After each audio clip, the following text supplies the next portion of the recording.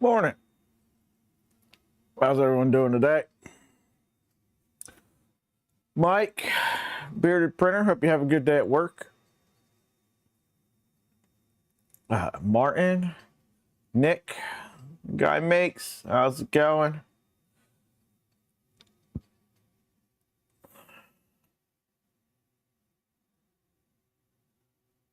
Told you not to come back to work till Monday. I'm sorry, man. That's never fun.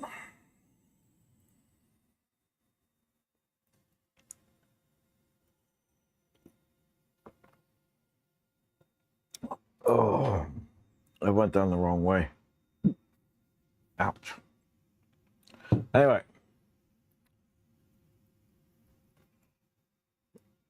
In the middle of doing school, what are you working on? So, I've been printing parts for the NG, and printed the skirts. I've printing the screen thing. And I've got an older model screen, so I went back and found a case that would go on it and mount to the mount that is for the NG. Found one of those, printed it. Did like the top 4 layers in the neon magenta. And then I did that because I'm almost out. I wasn't sure if I'd have enough to even do that. And then I'm going through and some of the stuff in there is labeled as like accent-X because whether or not you need it depends on what you do. But it doesn't tell you how many you need if you do need it. Should be like X2 or X4, whatever. Anyway, so 40 millimeter spacer for the 4040 extrusion. Realized I'd only printed one, but apparently I needed 2. So then I had to print one of those and standing here watching it, praying that I have enough filament for it. It was just above the sensor for the run out on the box turtle that it finished. I was like, all right, if this thing runs out now, I'm gonna have to pull this all apart. And PTFE tube is really hard to get out of those ECAS fittings after it's moved the head around a while because it starts cutting into it, doesn't want to come out. Keela Prince, how's it going? It's like, man, I'm gonna have to try to get this apart, put this in there, trigger the virtual bypass, and get this to finish. But lucked out. But if I need any more parts out of neon magenta, I'm out of luck. Gridfinity wire spools. Killer Prince, what are you up to today? Are you feeling better? I know you were a bit under the weather on Sunday, or coming out of it anyway.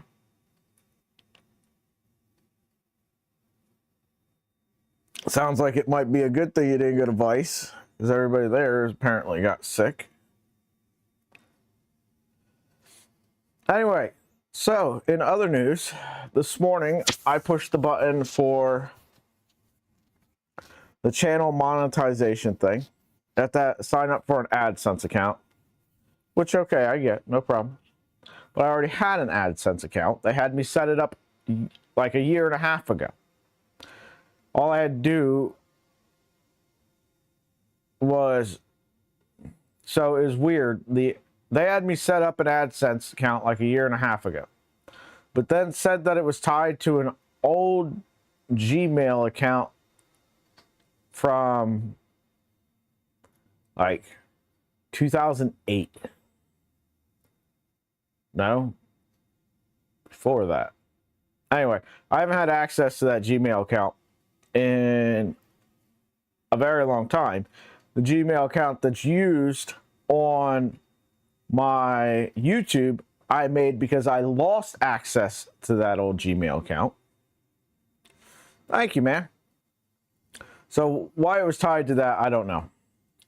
Anyway, switched the AdSense account to the one I had set up a while ago. Had to change the address in it because that was weird too. And now they're like, okay, could be a month to verify your AdSense account. And then it could also be another month after that that we verify your channel. Like, you gotta be kidding me.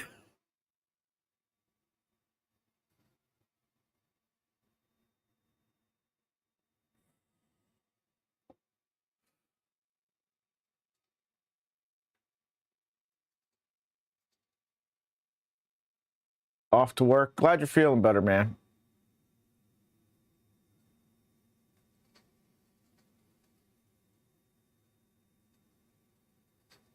Huh? He's busy shaking his head at my shoulder joints. What?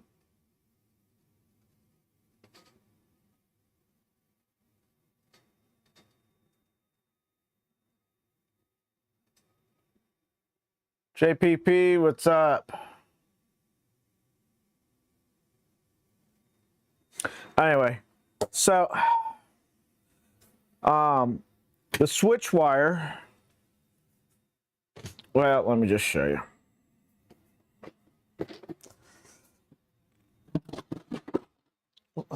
Trying to figure out what all I needed to do this morning. Anyway, so since the last episode of Projects in Dad's Garage, we have been working on this. The only wiring left to do is to run the wire up to the Jabberwocky toolhead for the Nighthawk. But anyway, there's no way to mount a thing for the drag chain on the Jabberwocky. No big deal. There's a mod that lets you put a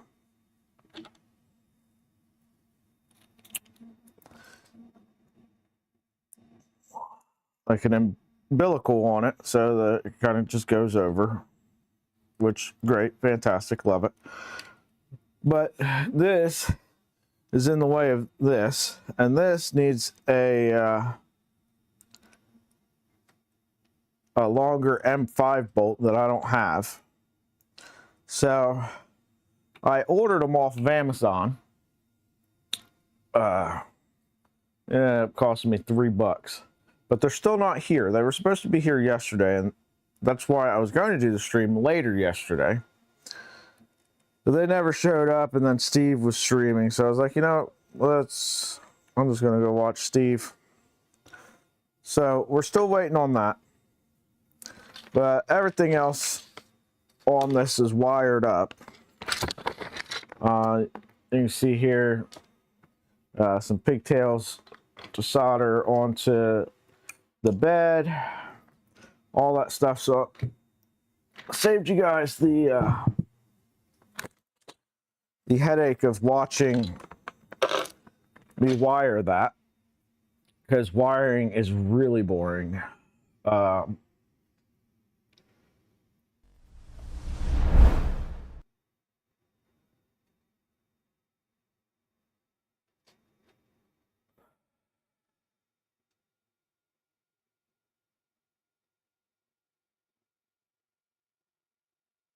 Yeah, exactly. I don't understand, Nick.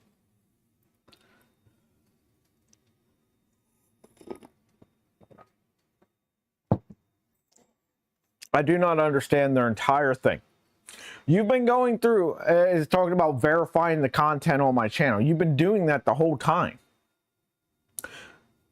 Because 30 seconds after I post a video, if I happen to have the radio on in the background, I get flags for, hey, you've got copyrighted music playing in the background. Do you want to remove it? Clearly, you're monitoring videos, so you know.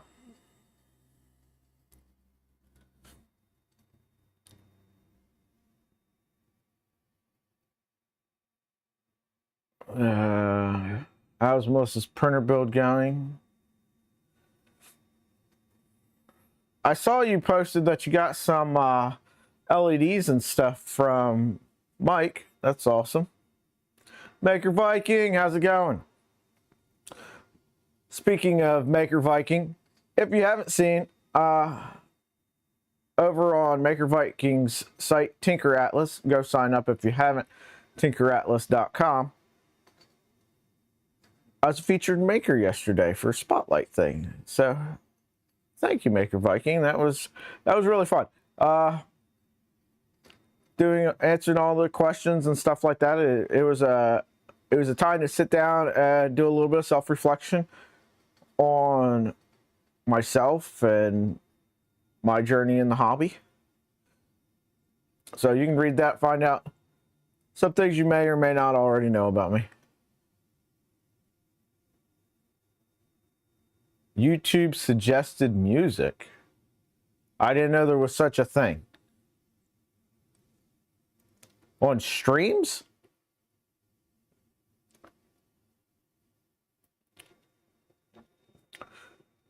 So when I first started streaming, if you go back a couple years to when I first started, I was using, and all the way up till spring, I don't know, maybe March or so.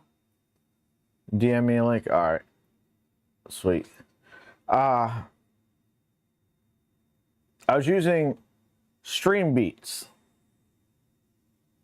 and every single stream I would get notifications afterwards telling me that I had copyright strikes, and not just one. Like, I think the most I had on a video was 15 copyright strikes for music in an hour-long stream. I don't even know that there was 15 songs that were played in that stream. And anyway, I have to argue those. And that whole time that you're arguing against all these copyright strikes, like, if I was monetized, I wouldn't be getting any money for that. And when a video first goes up is when it gets the most views. So, and they wouldn't retroactively give you that back. So that kind of sucks, the way that they do it. And I was like, you know what? Forget it. I'll just do it with no music. Buenos dias, Low Sync.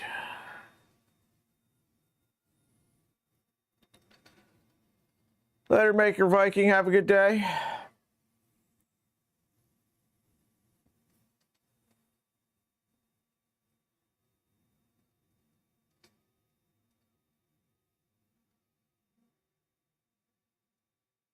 Melissa's going to work on her Mercury next stream.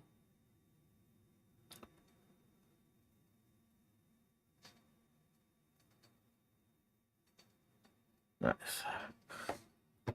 That's the one other thing that I still haven't gotten. It's a cartographer. So I'm still waiting on the disability insurance company to figure shit out.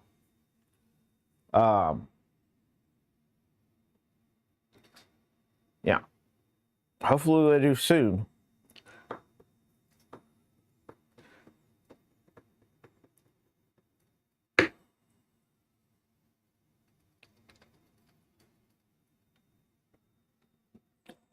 I got everybody and their brother breathing down my neck.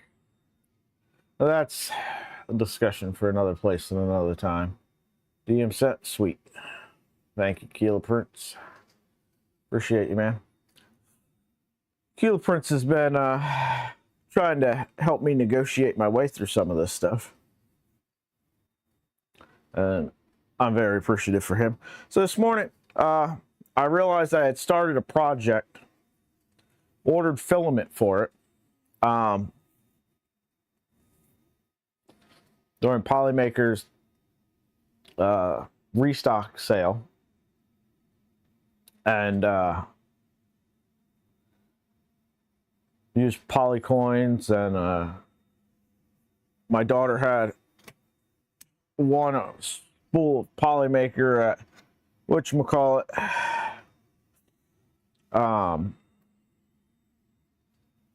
3D Printopia for the Guess the Scientist game. And she entered the wrong email address. So Zombie fixed that.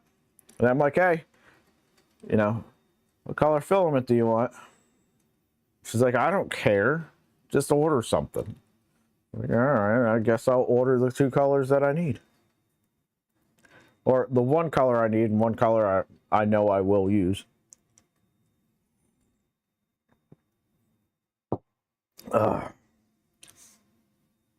Thoroughly surprised that I needed almost an entire spool of accent color for this NG build. So that's one thing I will say. So bear this in mind if you go into doing some of these projects that are like the NG, the Rook, and stuff like that, Enderwire conversions. Maybe not the Enderwire as much, but when you get into these lower hardware builds, the way they manage to be lower hardware is by requiring more printed parts.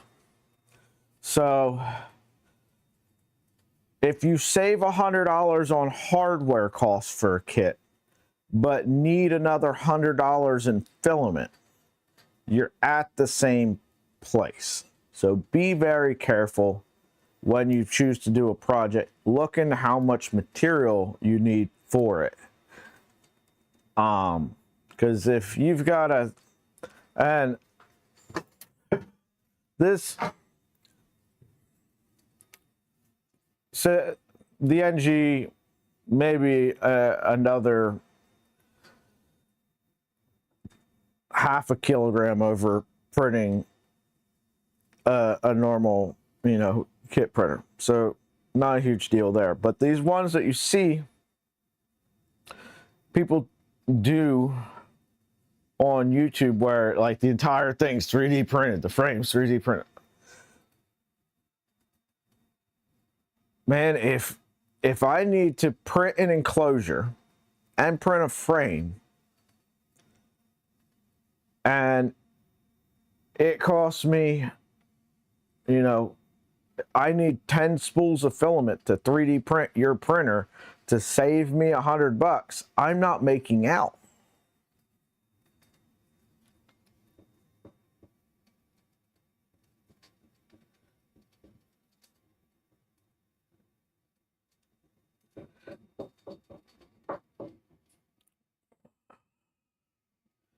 Oh, see, no. Okay, so I'm just putting out there that sometimes you might pay the same amount of money or less, or maybe for $1 or $2 more, get the hardware rather than 3D printing an alternative low hardware version or option to a problem, and end up with a cheaper, better printer because you just bought the hardware.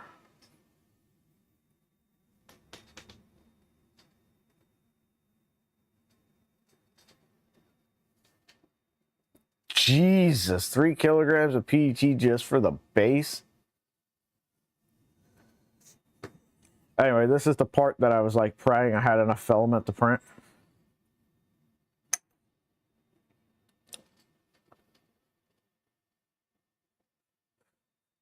Yeah, people forget about it. A lot of times people will, I see people tell people like, oh, it costs this much to do a project. And one of the first questions I always ask is, okay, how much filament do I need for it? Filament cost is a real cost, especially if you're using good filament. If you're using $8 kilogram Amazon special, I don't know where it's coming from. The name on it is a bunch of random letters. That's one thing.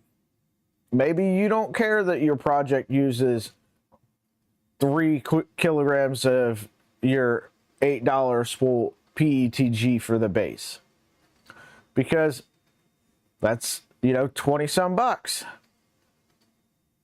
But if you're using $30 a kilogram filament for your 3 kilogram base, all of a sudden the base of that printer after tax and shipping costs you $100.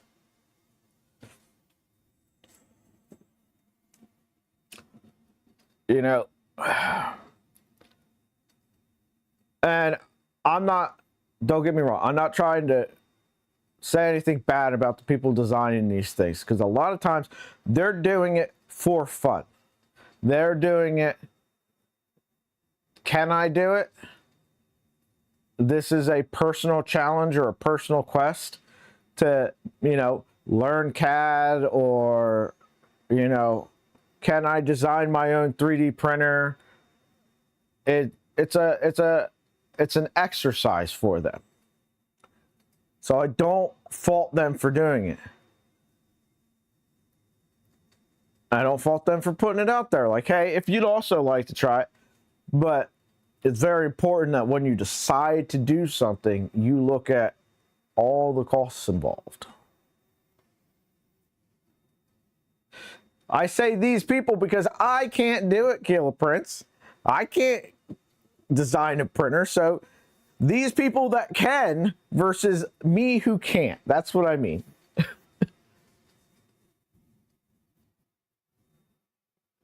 I mean, they are better than me, because I cannot. So that is not an insult. That is these people are on a different level than me in a good way.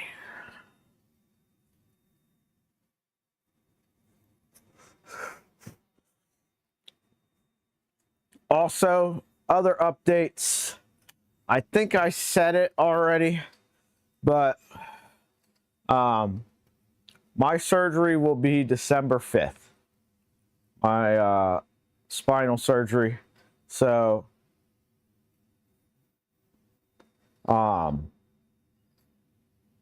yeah, the channel will,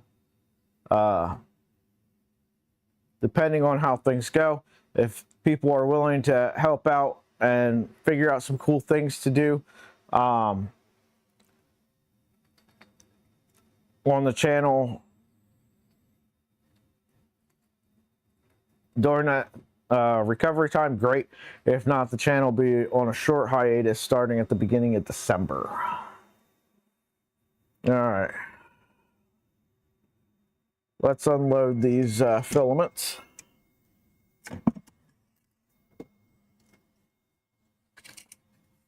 This is what was left on the spool of magenta. Now, I am going to, as soon as I can, pick up another spool of it. Can't believe I'm ordering another spool of neon magenta. I picked that up because it was on, like, clearance on Amazon at one point. Polymakers neon filament. I picked up neon orange, neon green, and a neon magenta because they were the only 3 colors they had, and it was $8 a spool, or close enough. I don't know. It was a couple years ago now. I used the neon green to 3D print the V0 when I built that the other year. So I've kind of babied that filament along because it's my, do I need something for the V0 filament? Which means I still should have enough to 3D print the Dragon Burner. I went and looked at that tulip, by the way, Kilo Print, the tulip print mod for the V0. And while very cool, and I would definitely do it on a new build, I don't know that it's worth switching out the stock stuff for it on just because. You know, I don't have a necessary need for a new gantry setup, so I don't know if it's worth switching that out. But we're definitely going to do Calico, and we're definitely going to do the Dragon Burner tool head on it.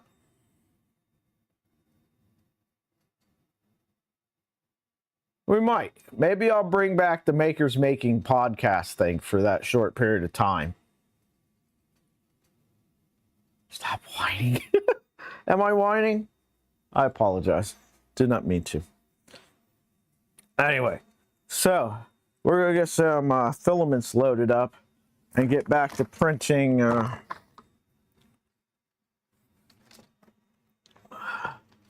printing some parts that I forgot that I had started. So we got some Polymaker Celestial Purple. Now, not yesterday, but the day before, pretty sure we, or maybe it was the day before that, pretty sure we figured out the issue with the Trident. Now, what I've been doing up until this point is printing one part at a time and trying to stay with parts that were less than 4-hour prints there's about, or printing it by object. But the problem with by object is you're only allowed to go so high on the Z. That way your gantry doesn't actually crash into the part, which is good. What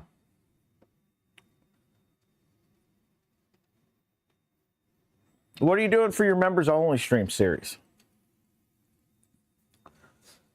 I've been going back and forth with what I want to do for my members only thing once we get that going. Finger guns.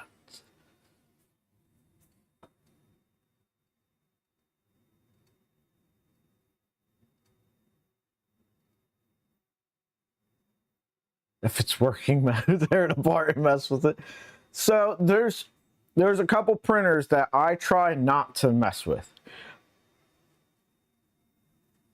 The only things I have done to the V0 since I built it was I put a clicky-clacky door on it. I put auxiliary cooling fans on it. I changed the skirts to the stealth skirts. And I added a screen to it. All of those were things that took it out of commission for less than an hour to do. I switched the Pi in it from the Pi 0 to Pi 4, trying to fix some issues. It helped, it didn't fix it. Part of the reason why we're going to Calico. I have to be a member to find out. Yeah, I gotta have $3.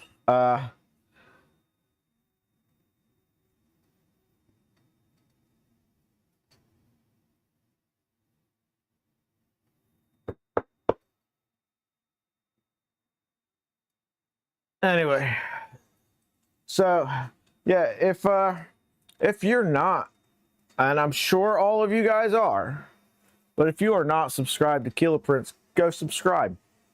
Become a member. Help support the man. Check out some cool content, mystery content. It's not letting the cat out the bag. I think he let all of his members vote on what you're doing, didn't you? I tried that. Like, I let everybody vote for whether we were doing Box Turtle, Night Owl, or the ERCF beta thing. And everybody voted for Night Owl. So we built it. I just didn't hook it up until the other day. I still haven't run a print on it. I should probably do that. Just something, I guess. Maybe we'll throw this black over there and see if we can print a Benchy on it.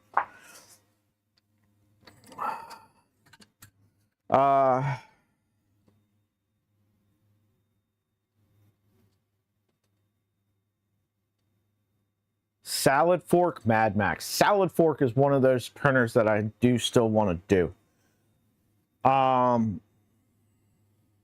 Almost did one. That's a sore subject. But I almost did one back in the spring.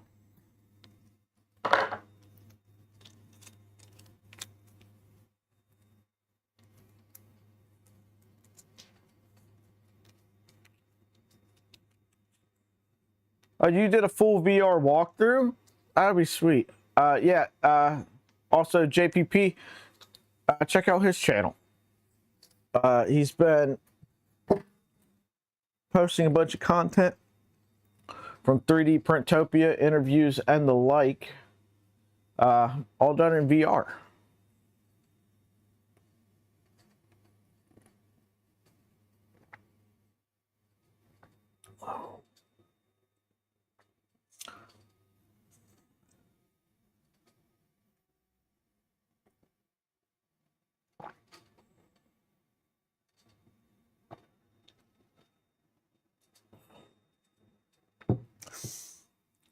I don't know that.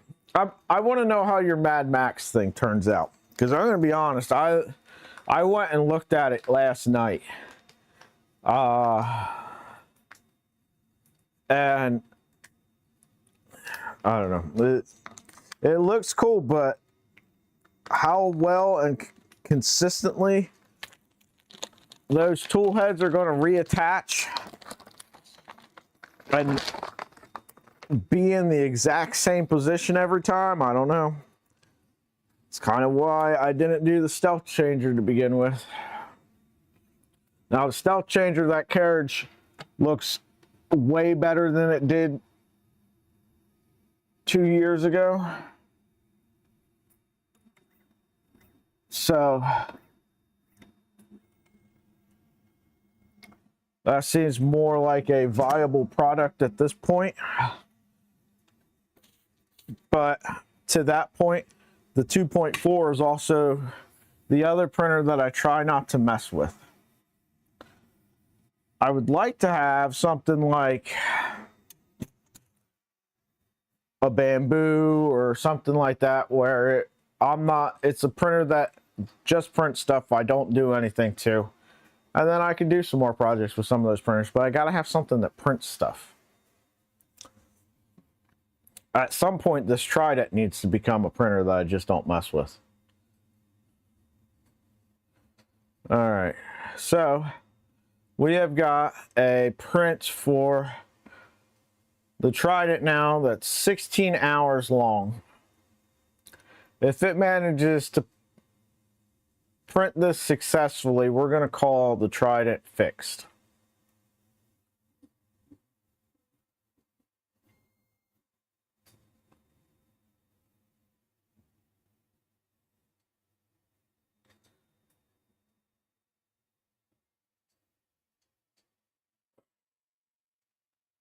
We're going to set the continuous spool for run out.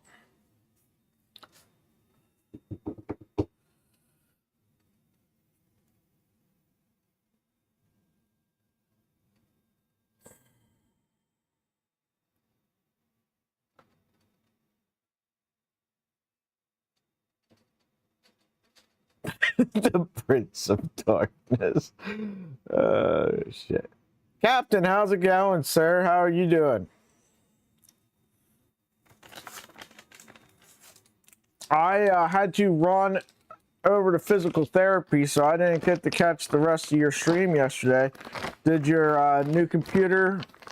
old computer get fired up successfully? Captain Kern's another one of those streamers you should be subscribed to. He's working on building out an entire new shop. I got to build a workbench. He's getting to build a whole new shop. So I'm kind of jealous.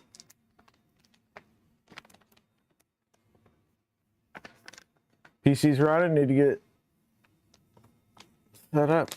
Awesome, man. Awesome.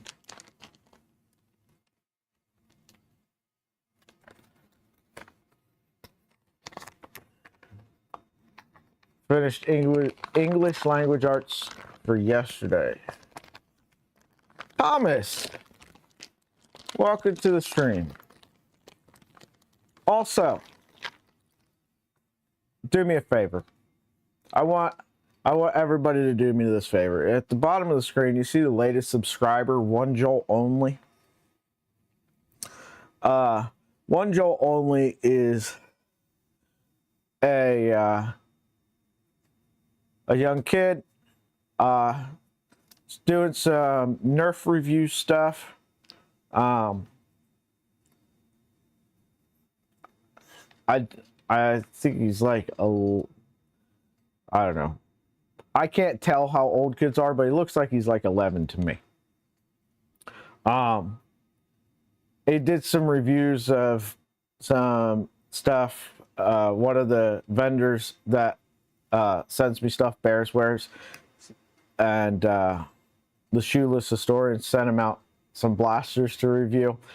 Everybody go subscribe to his videos. Pick a video, like it, leave a comment. Seems like a really awesome kid. I did the same. He came back and clearly subscribed to my channel. One Jolt only. If you're watching, I love what you're doing. Keep it up.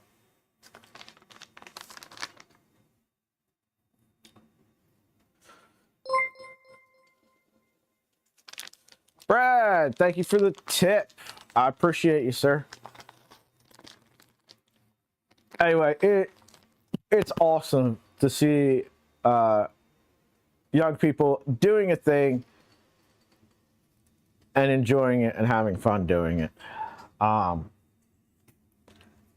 So yeah. I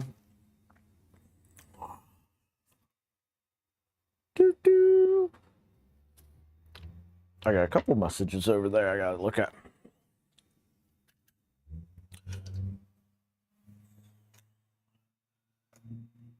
The guy makes, thank you. Appreciate you for going and subscribing. Yeah.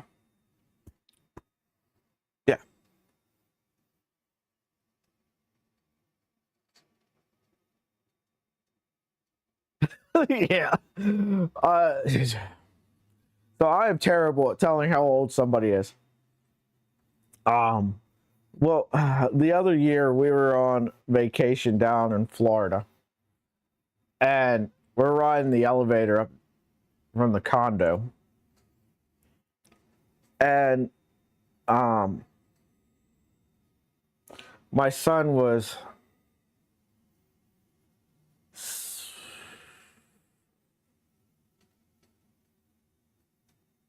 16. He was 16. Anyway, so he was talking to some girls in the elevator, and I said something to him about it. And he's like, I don't know. He's like, I can't remember whether he said they were too old or too young for him or something. I was like, I don't know. You guys all look the same to me. I was like, you all look like you're 5. like, I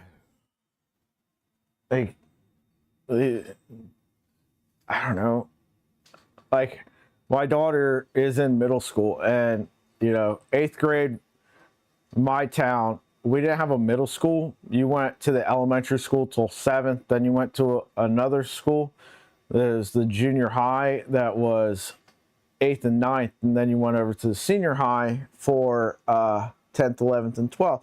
And I remember being in 8th grade, getting into the junior high school thing, and feeling like I was grown, looking around, looking at,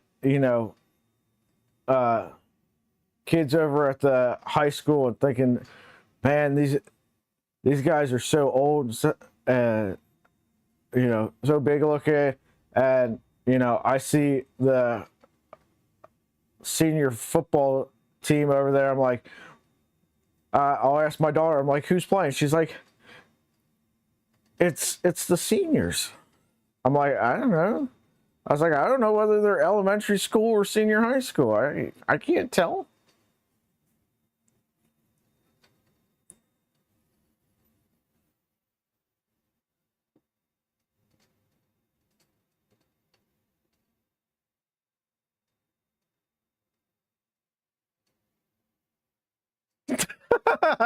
Brad. Oh, shit. Yeah. Yeah. My daughter the other day was saying something about becoming an adult. And I'm like, listen, I was like, oh, she was saying about moving out. I was like, just stay young, live at home, and mooch off your parents as long as you can. That's the best thing you can do in life.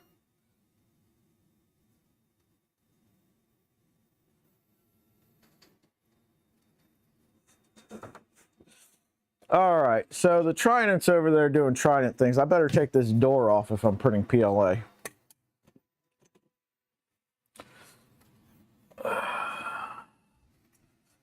Set this over here. Let's try a test print on the Micron. What should we try to print as a test print? I think we probably have about 25 grams of filament here or so.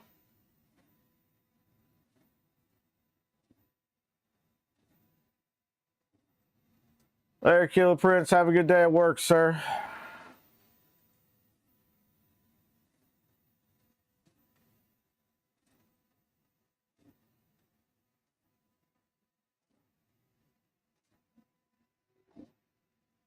Tried screwing it up, see if they'd send you back to childhood. Is that like failing to do the laundry so your wife will do it from now on?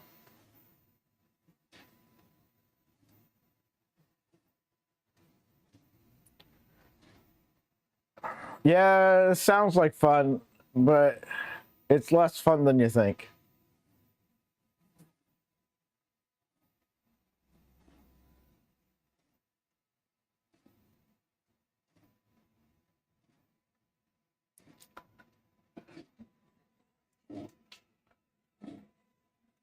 It's funny. So yesterday I was texting back and forth with my son, who had originally got me into 3D printing. And now he has, you know, an adult job. He works at Hyundai dealership as a technician.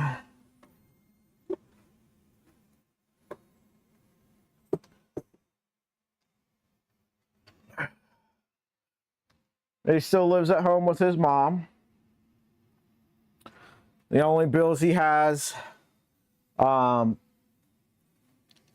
is car insurance and gas in his car.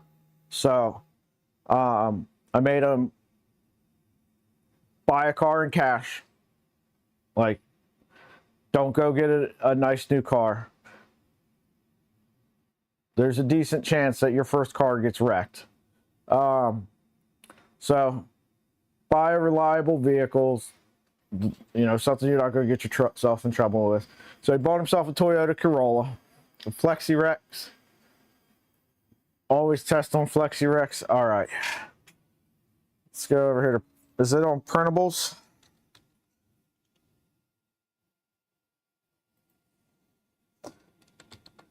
Flexi Rex.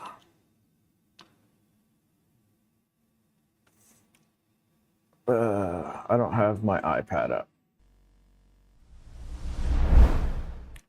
Is this the right thing?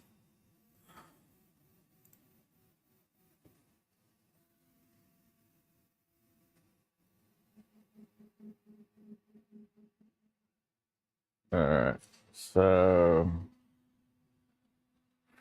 files.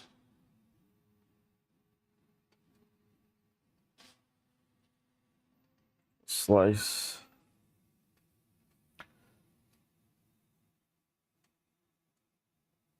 But anyway, so like, and I told him, I was like, listen, stay off those tool trucks. Don't go on that Snap-on tool truck and that Matco and Cornwall and whatnot. And I was like, they're going to offer you lines of credit and they're going to pressure you to buy their tools. I was like, now there are some tools that you're going to want to get good versions of. And there are some tools that Harbor Freight is going to be a better option. And he's listened to me. I guess this Snap-on guy dislikes him strongly.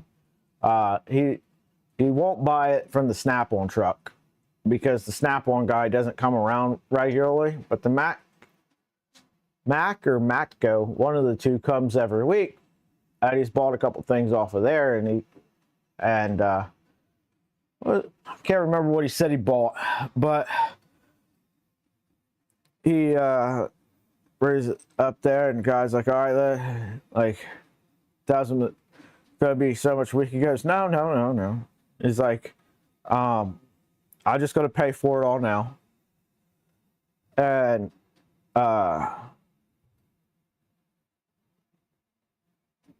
yeah, he's like, so you're gonna pay for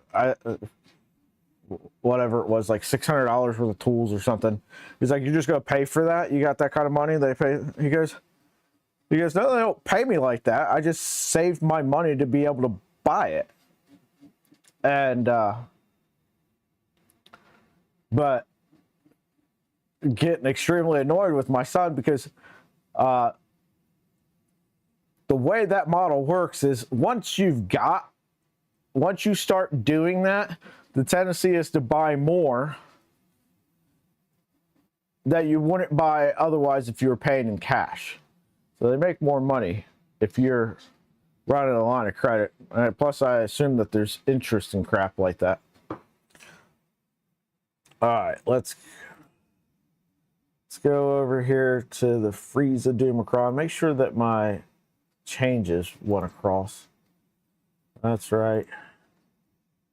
That's right. Okay, good. And now basic ABS. And we're just going to slice this for models. Slice plate.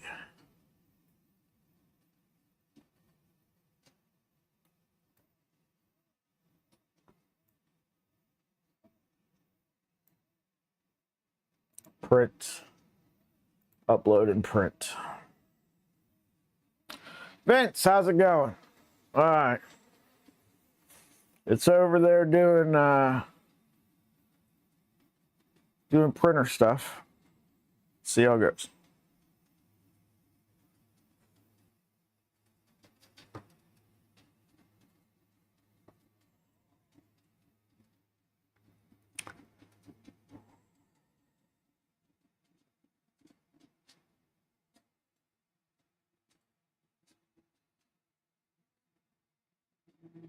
Hold on one second. My daughter's texting. She's not feeling well.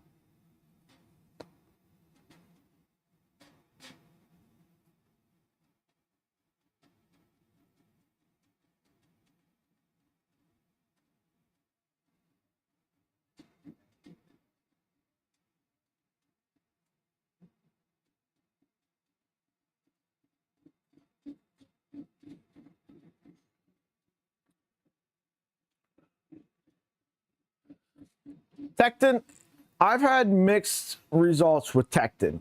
Tekton is one of those tools that I have a really bad time with their stuff rusting for no apparent reason. My go-to for if I need a really good version of a tool now is normally gear wrench for most things. For hand tools. All right, so that's gonna do a thing.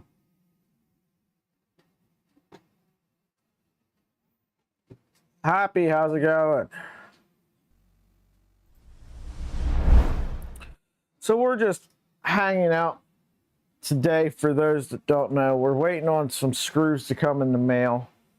They'll probably be here around 12:30 or so. We're not going to hang out that long. But that's what we're waiting to continue on that. I could run the wire on it, but I'd rather just wait. That way, if I have to undo it to get something in there, because I'm having to modify some stuff, I don't have to unrun a wire.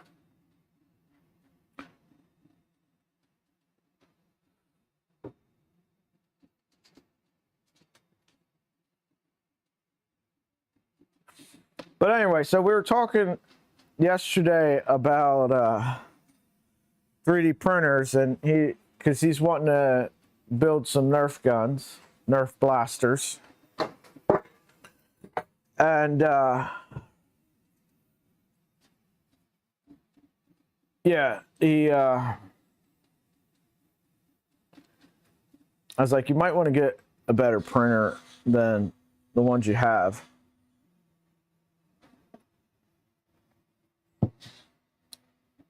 And he was going to buy a bamboo from a guy at 3D Printopia who was walking around with a sign on and said that he had one for sale. But it was a P1P, so it didn't have the enclosure on it. And it was only like $50 less than what he could go to Micro Center and buy one. So I was like, or $100 less than he could go to Micro Center and buy one for new. And I'm like, no. I was like, I'd rather pay the extra $100 and have a warranty. I don't know what Bamboo's policy is for transfer of warranty between people and whatnot.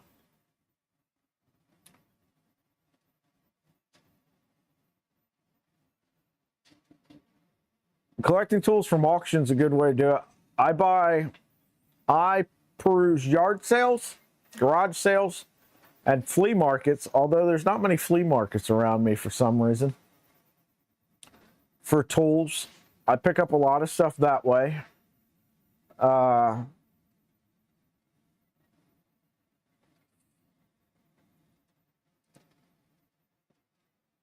My general rule is now that my tools don't make me money anymore. When my tools made me money, that was a different story.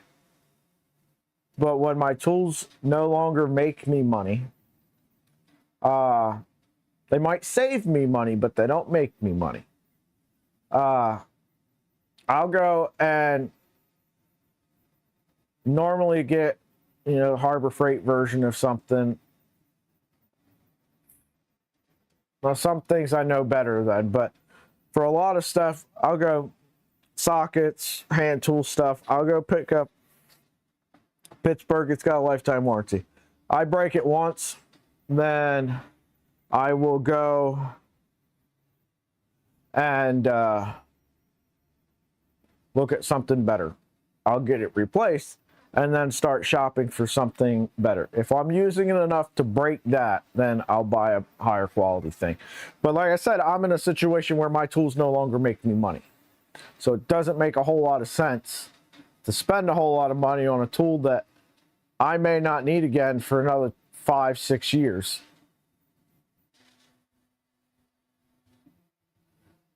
Yeah, Brad's buying some cool stuff at auction. Yeah, some people do. Other times you get some really good deals. I bought my my DeWalt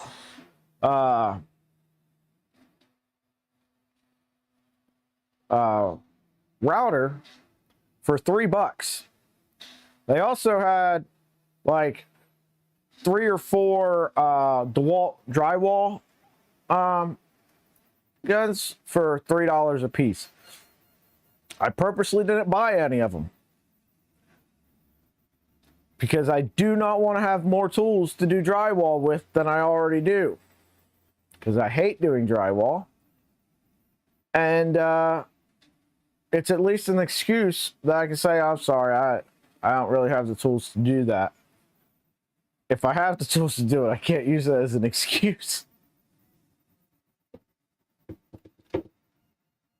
Have a good one, Martin.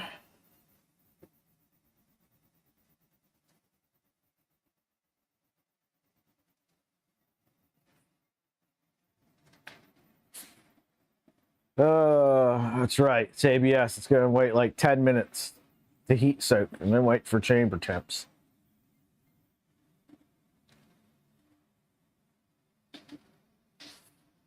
Oh.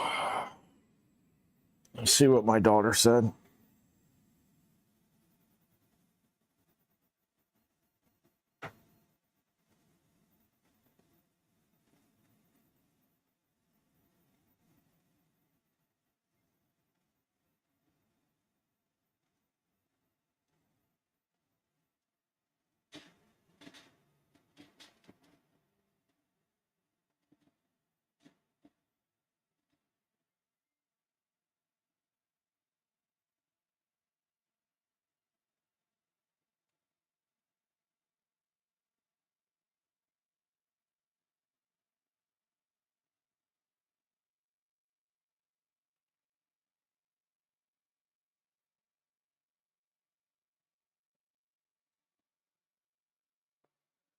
Gonna do CPAP Mammoth.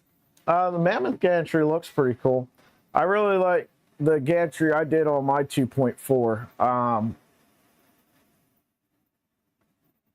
It's very close to the stock 2.4 gantry. It's got the beefy front idlers, and the back moves the back cross beam forward and the drag chain behind it.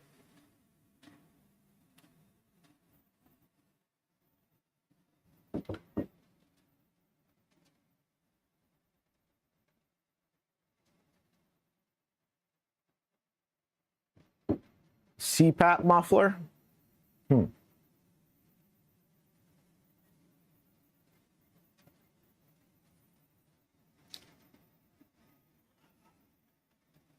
I've not done CPAP.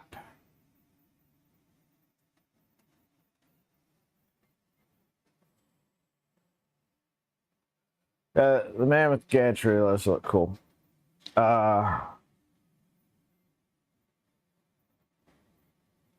I think it's something I'd rather have CNC'd than printed, but it would definitely be more robust than the stock gantry, even 3D printed.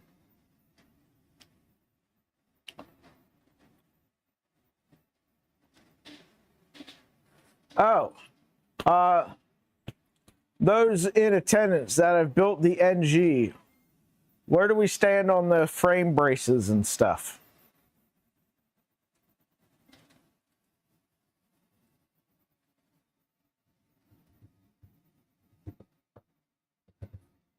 I'm right there with you, Brad. Auxiliary fans are the way to go. You didn't use the frame braces? The only thing I've got frame braces on is I've got them here on the Trident. These are the ones that Vez made for the VZBot, and then made a version with the Boron logo on it instead. So I've got those on here. But yeah. I have strongly considered scaling these down and making a set for up here. But I already had to deal with the wire for the camera once on this one, and I don't want to have to deal with it twice for up here.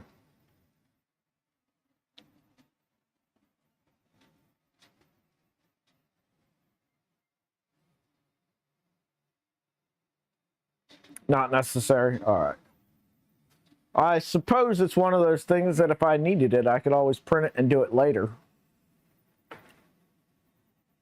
I just didn't want to get into the build and it be a floppy wet noodle without them.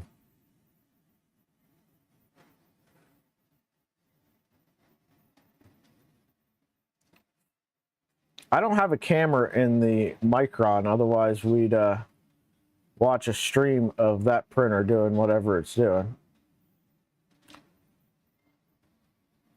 I don't have a camera in the Micron, and I don't have one for the CR10 or for the Prusa. Now I bought, I think there's two of them in here. These ESP32 cameras, because I was going to do that, the Prusa, like little guy camera, but I printed out the parts for that. And that thing looks like circa 2016 Thingiverse model. It's absolutely horrendous. So I was like, well, not using this.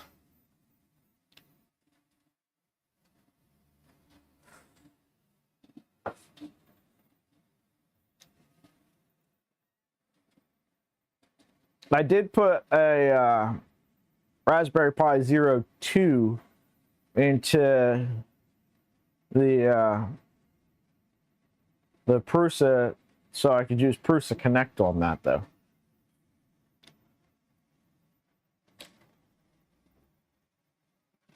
I think I'm going to get back to putting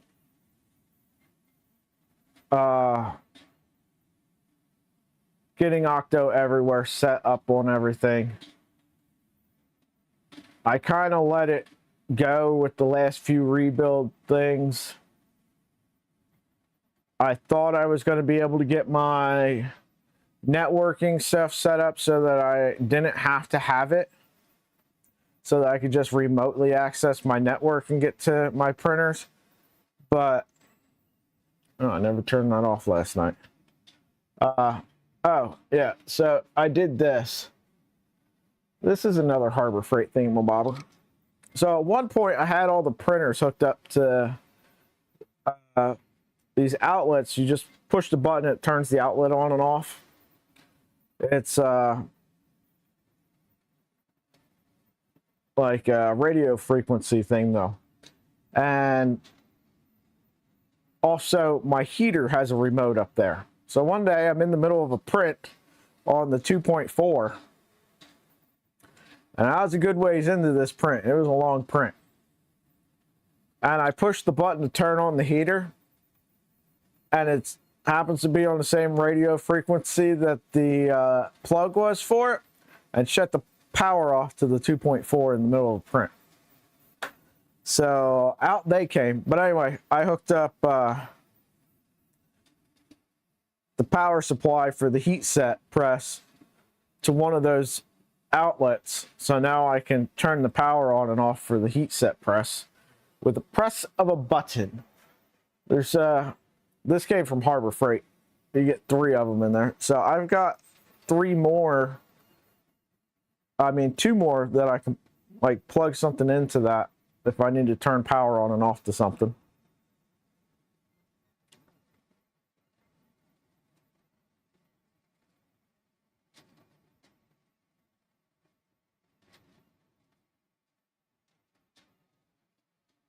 You got a Pi 400. That's a little keyboard, right?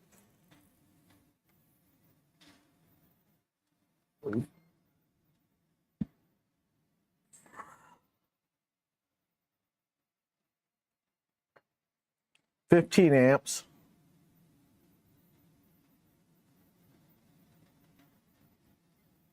Yeah, they're good for 15 amps. I think anyway.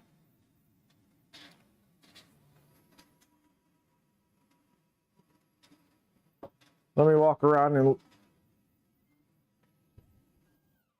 pull it off and see if it says.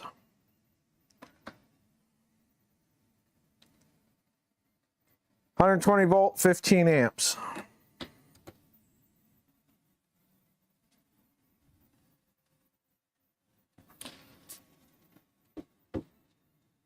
Yeah, it's just a little keychain. It's got the buttons for all 3 of them. They're numbered. So you just... I had the... When I had the Ender 3 over there, I had that hooked up to 1 because it was impossible to get to the... Oh, wait a minute. I think it just loaded filament into the Micron.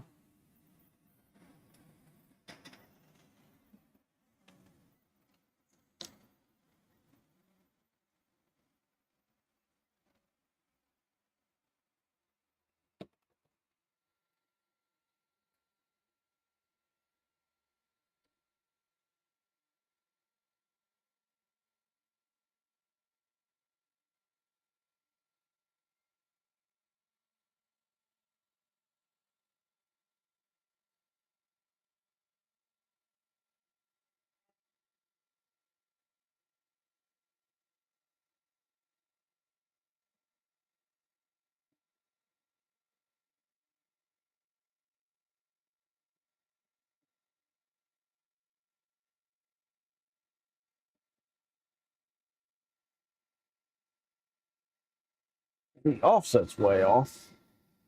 I don't know why it's so far off.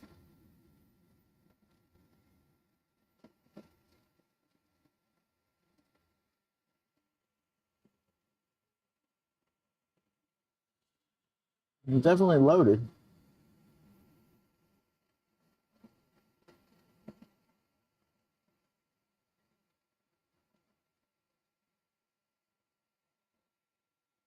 All right.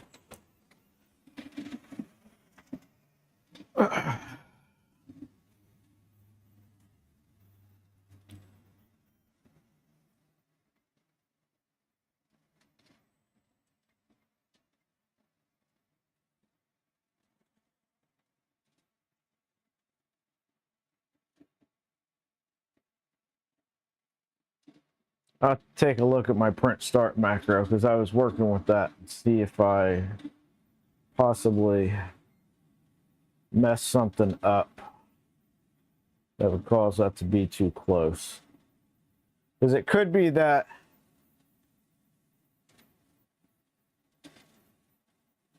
yeah, I don't know. I'll have to look. Built-in keyboard and solid state drive. Nice.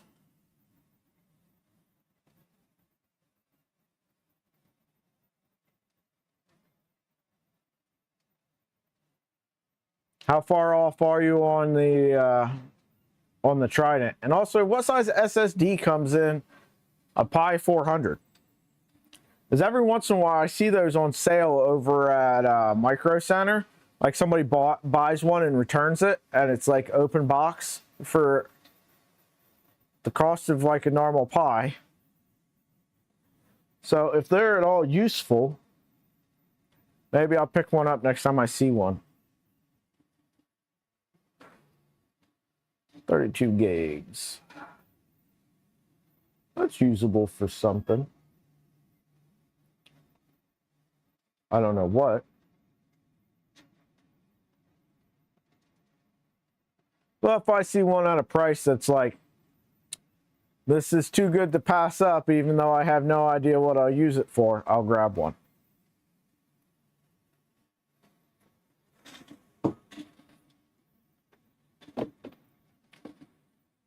All right.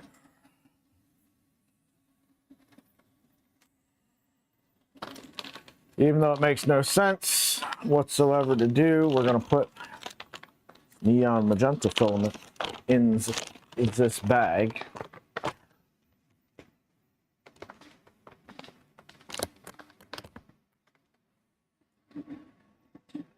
I've never had an Octo Everywhere hub. How's that work?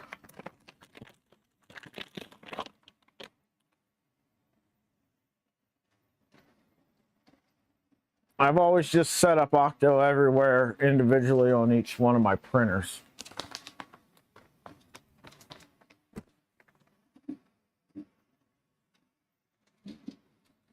Also, I need to go back and install whatchamacallit on the Trident, but now I've started a print that won't be done till tomorrow, hopefully.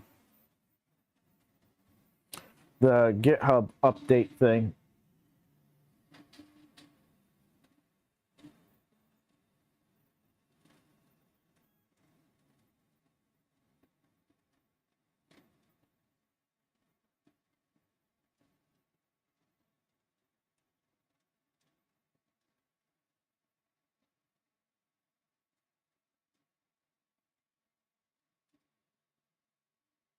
I don't really have much else. I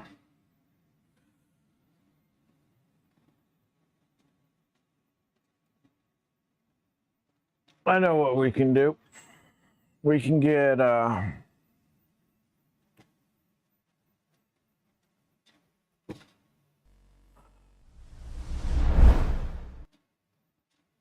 home, new project. No.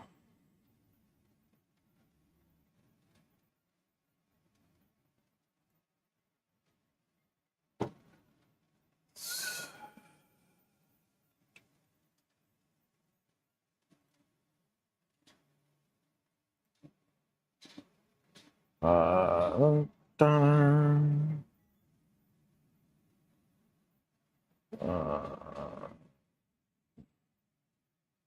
The printer stuff.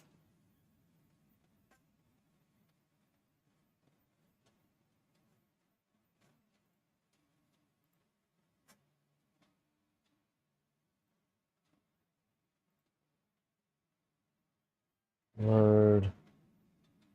Let's see, Voron, Micron.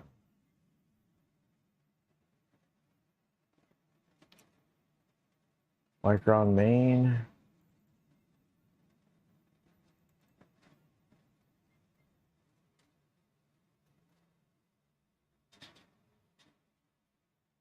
Miscellaneous. No. Slicer. Micron bed model. Okay. Save.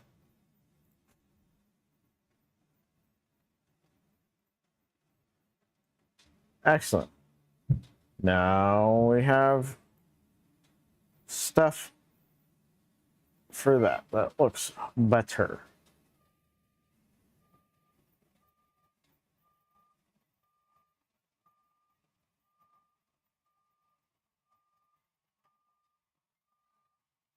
It's set up on a Pi. Pi logs into the printer on IP and monitors it all.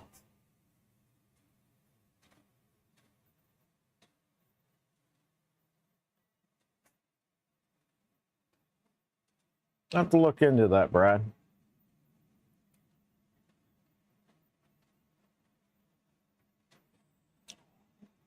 All right. Add 3D printer stuff.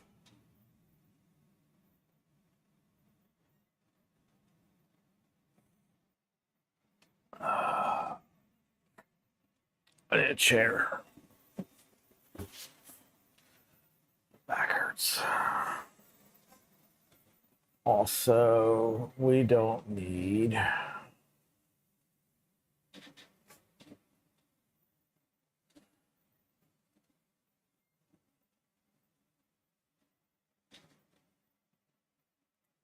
that camera.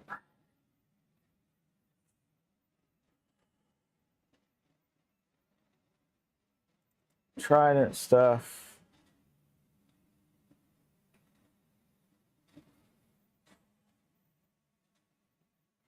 As you can see, at one point, planned on doing a tube. Dragon burner stuff. V0. Dragon burner.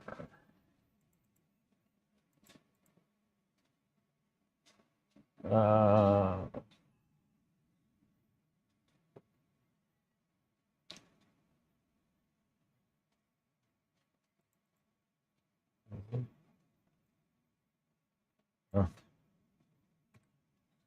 All right.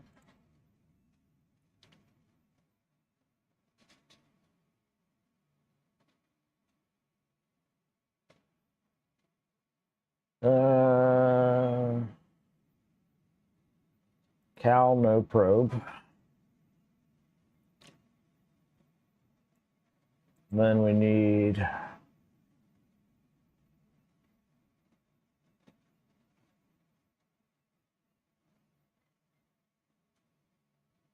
a Revo mount. Revo boron mount.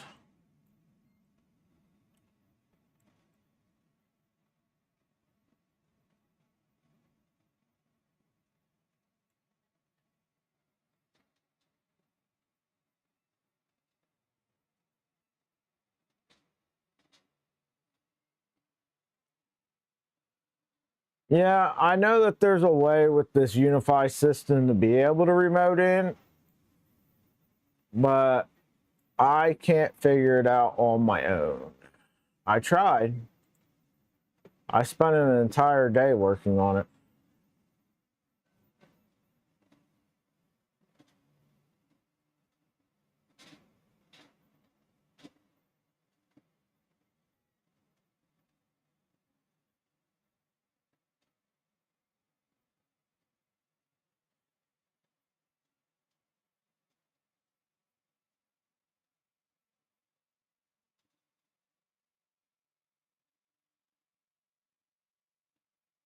Oh, wait, nope.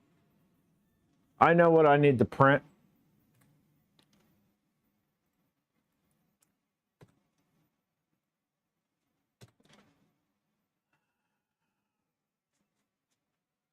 Go over here to the V0. Let's fix this stupid thing too. All right, set, load.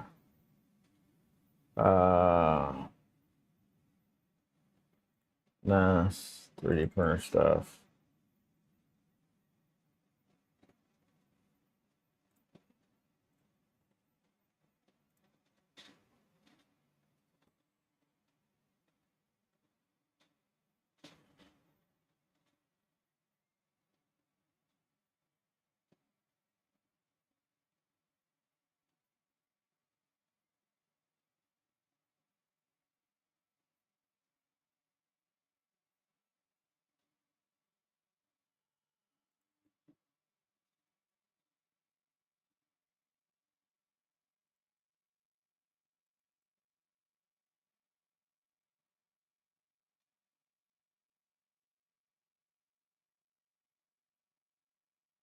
Where's that at?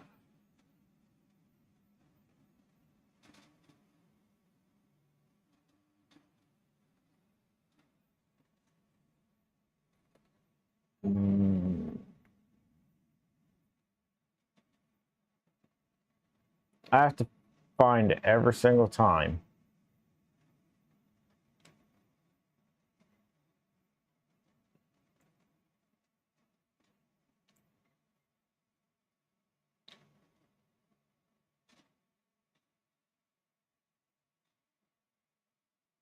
More on stuff.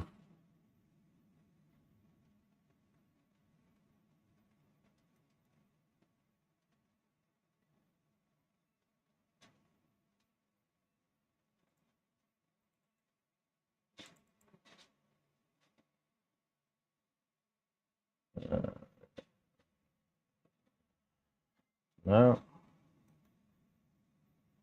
I didn't do a very good job of keeping track of things at first. Bed models, super slicer, V0, Kirigami.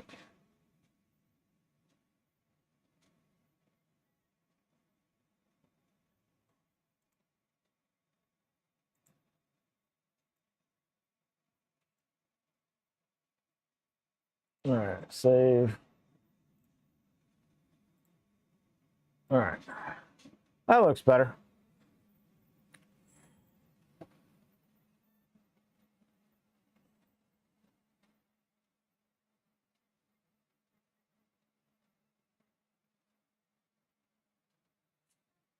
I have a micro tick switch, 24 ports switch.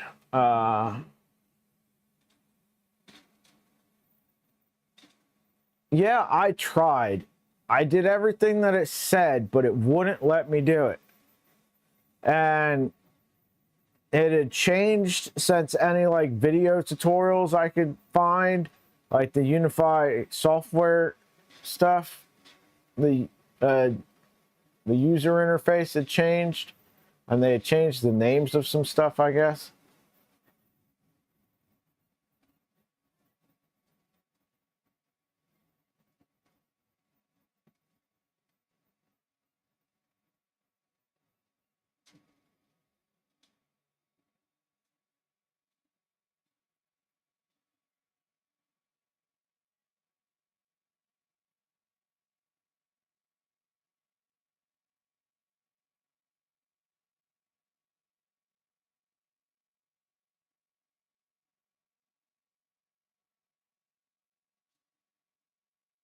Yeah, I never cared either.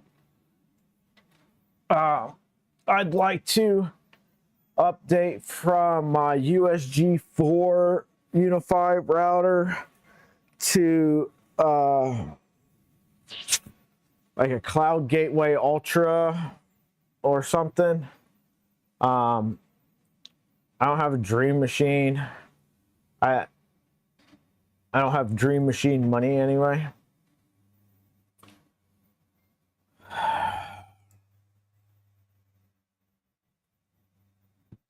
All right, STLs, 3D printer stuff, NG stuff. We need tool head, extruder, and we need the Sherpa mini mount I do believe, right, Brad?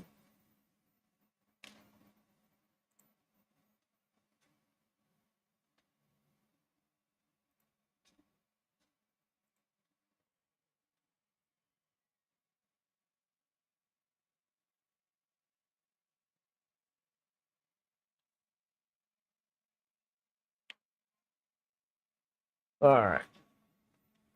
Let's load that neon magenta over here.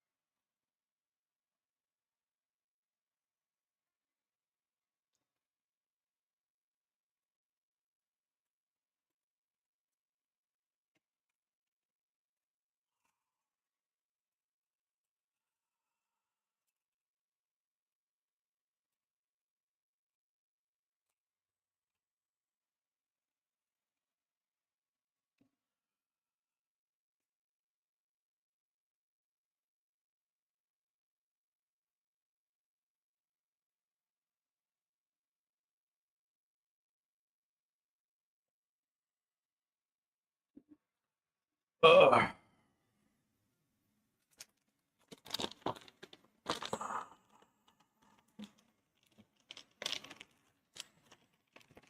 All right, it says we need 2 meters of filament.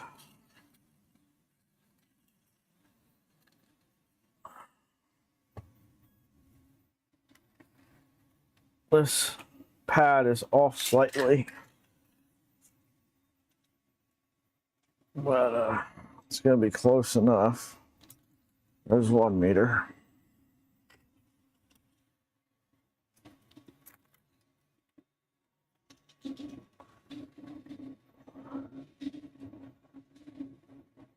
.1 meters. So we're definitely going to be right at the very end of this bit of filament. Jesus.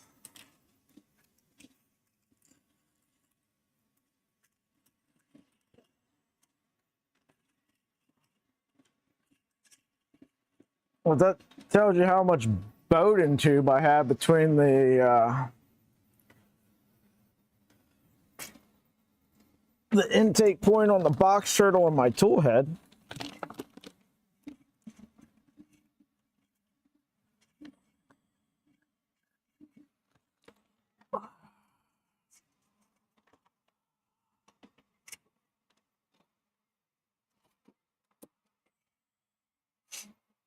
Oh.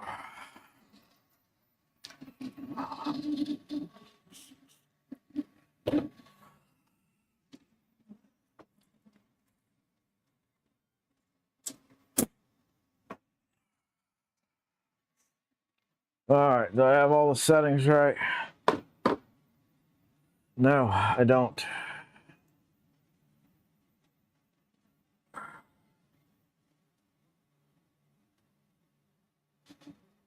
And there's 3 NG settings.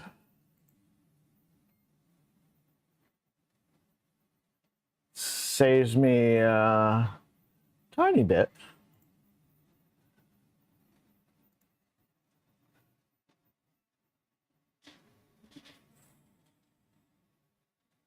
I got the skirt on there because otherwise it's not going to purge out the blue before it gets to the model.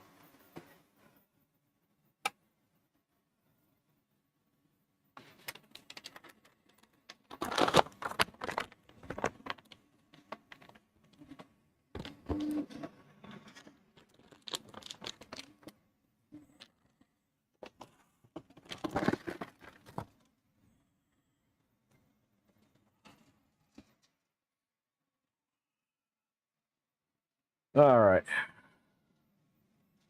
Where are we at? This one, it's hit or miss. So the switch wire and the V0, the cameras seem to always go down. And they're the ones using like Pi cameras.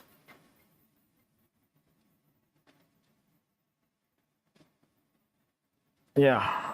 I don't know why. Yeah, no, I got what you were saying. Believe me, I got it.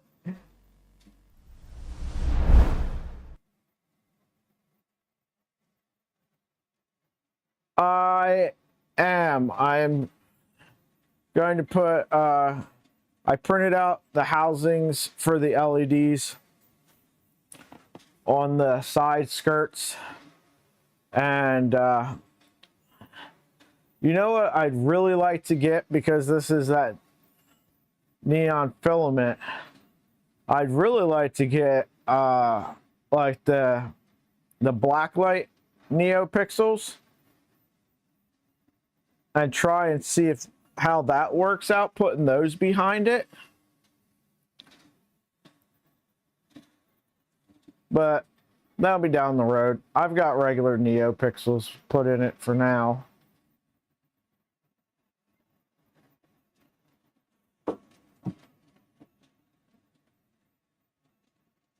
But I've wondered if how well the light's going to come through that printed part. I mean, it's not terribly opaque, as we found out with the back panels.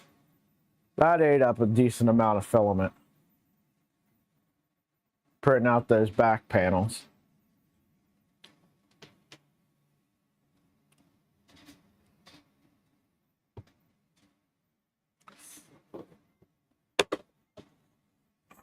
I'll put this away so it doesn't get lost.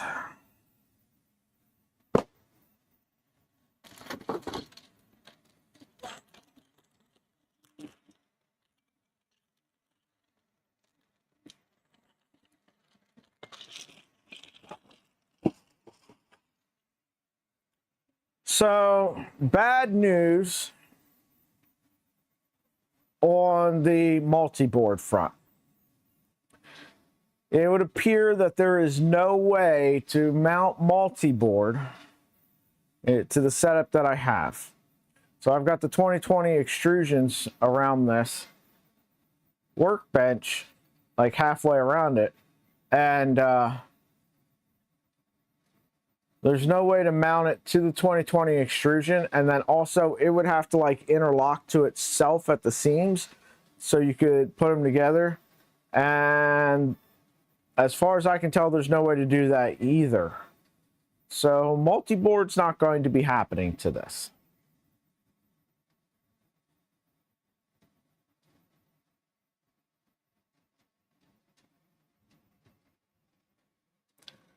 I don't think any project's ever really truly done. But yeah, scope creep's a thing for sure.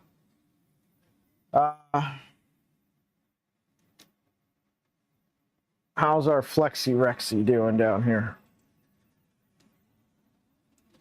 These smoke panels, even with all this light in here.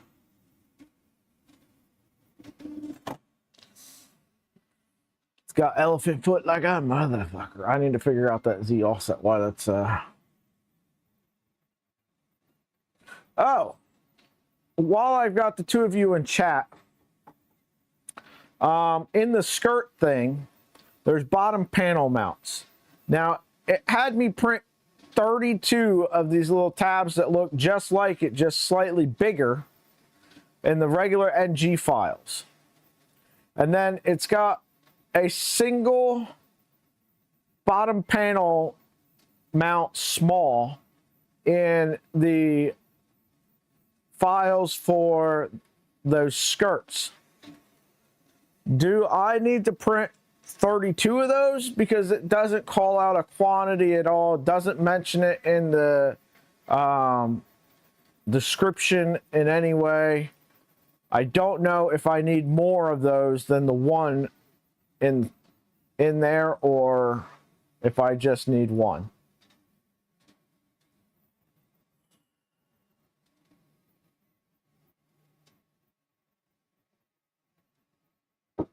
Yeah, that's about it. It's like this morning I was looking around like, okay, what do I got to print now? And realized I had started, you know, a week and a half ago printing this stuff. Ran out of filament, got the filament, and clearly forgot why I got it. Yeah, little ovals. And then it's got an even smaller oval one in the skirt file. And I don't know if I need 32 of the, need to reprint all 32 of those in that smaller one, or if I just need one smaller one for some reason or something. I don't know. It doesn't say. And I'd kind of rather not have to print 32 of them in the middle of streaming in a couple days. So if I can't figure it out, I'm just going to print a whole crap ton of them just to be on the safe side.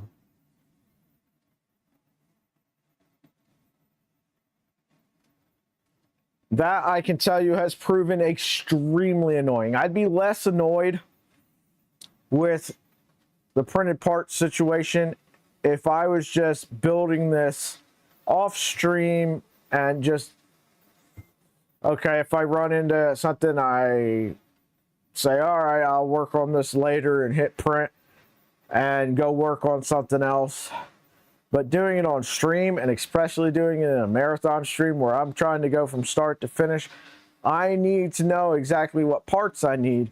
And their parts thing is absolute shite.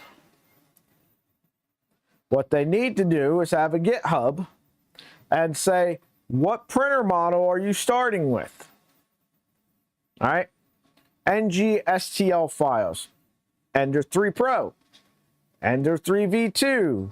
Ender 3 whatever version, you know? And each one of those files, you click it, you open it, everything's labeled with whether or not it's an accent or main part and how many you need. So you just go click on the one that's for your printer you're starting with, and everything's there. And then have another folder that says optional parts. Lists and identifies them. It's not hard.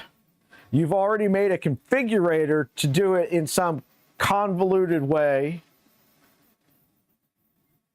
Just put it all in one file so I can download one file. I don't have to go into a configurator and do all this stuff. Just put it there. Clearly identified and labeled. Raj, how's it going? How's life in the UK, sir? Getting close to dinner time for you guys over there, isn't it? If so, what are you having for dinner? Because I need ideas. Last night, so I do 95% of the cooking in the house. But yesterday I had physical therapy, and it was the first session. They bring you in and they go through and they test like range of motion, strength. If you do this, does this hurt? If you do this, does it hurt more? Or does it hurt less? Da, da, da, da, da, da, da. Anyway, it's basically legalized torture. So I got out of there, had to run my daughter over to her counseling stuff, sat there for an hour, found a chair because they not only did, so the place where she does counseling has these fancy ornate, like in very industrial like look to their waiting room, but the chairs are these fancy industrial looking metal chairs, and they look really cool. They're also the most uncomfortable chairs I've ever seen in my life. So I'm like, hey, there's a table back there, and kind of like at a big giant like conference table thing with some comfier looking chairs. Can I go back there and sit and wait? So I put on a video about that new P2S from Thomas Sanlandrin or whatever his name is. You know who I'm talking about. And proceeded to fall asleep in the chair waiting for my daughter, and then had to run over and pick up my other daughter because she was getting done school. Get back here, had to get a couple things done real quick, and then I went and laid down because I was in extreme amount of pain. Anyway, so old lady decided she was going to make smoked sausage. I don't like the smoked sausage, so she was making me kielbasa and sauerkraut. That's what we do, is just slice up the smoked sausage and fry it in a frying pan. And they like it with that, with applesauce and like broccoli cheese noodles. But I don't care for the smoked sausage. It's a texture thing. Tastes fine, just texture's a little bit off for me. And she calls me up and she's like, do you want to come down here and slice these up? Because she's not great with a knife. She has no knuckle in her one thumb. And on top of that, the issue she's going through makes it even worse. I was like, yeah, I'll be right down. Proceeded to fall back asleep. Didn't even realize it. Like, after what seemed like a couple minutes to me, I'm like, all right, I'll get up and go down here and slice this stuff up for her. No, it had been like 45 minutes. I had fallen back asleep and didn't know it. Get down here, get a plate of food. It's like, man, I really don't want to do the stream that I said I was going to do, and parts didn't show up anyway. Saw a message on Discord that Steve was doing a stream after Vice, so I was like, all right, perfect. This seems like as good of an excuse as any to not stream.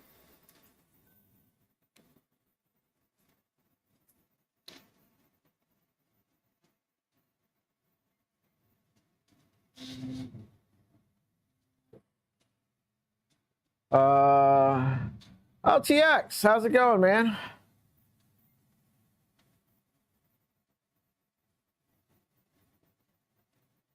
Yeah, apparently I got it to work in numbers, kind of, on the Mac, and still it didn't want to like input, let me select and change things.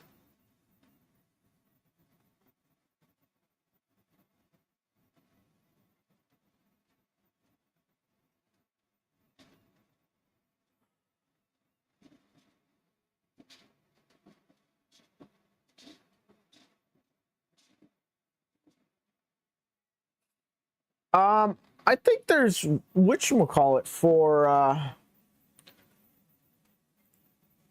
that bottom panel. Hold on a second.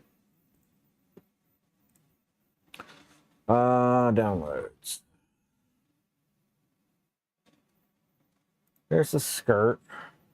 Files. Other.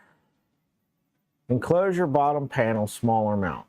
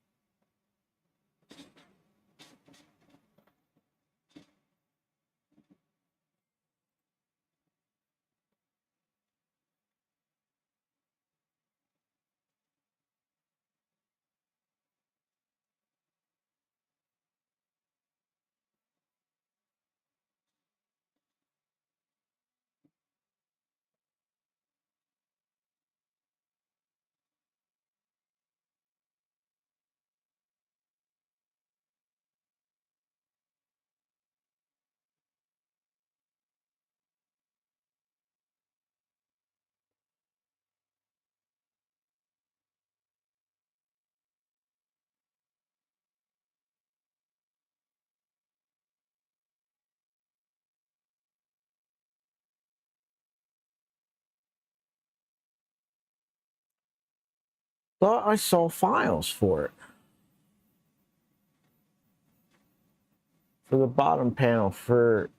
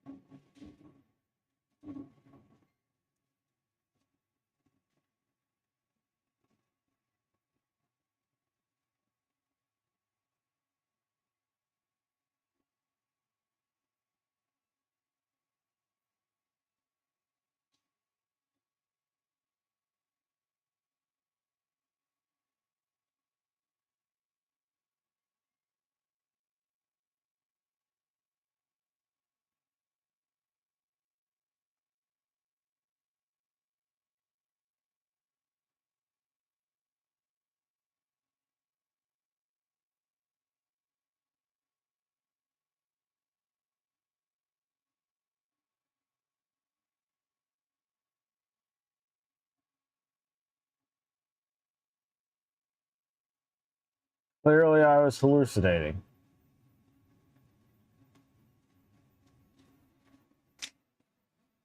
Yep, I seem to have been hallucinating.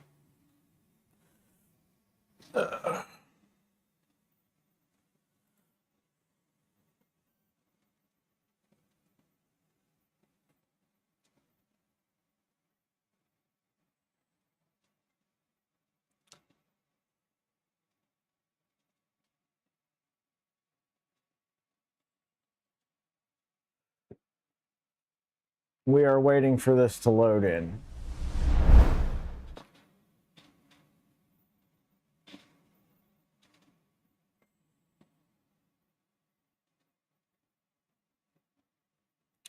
Trying to see if maybe it's in the CAD.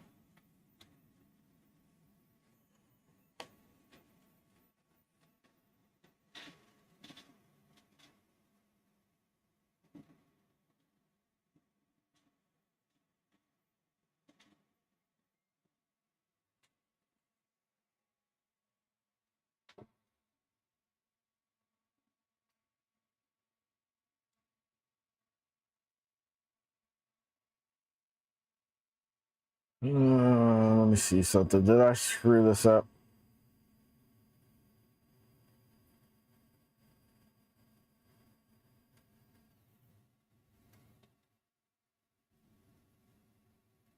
Yes, I did.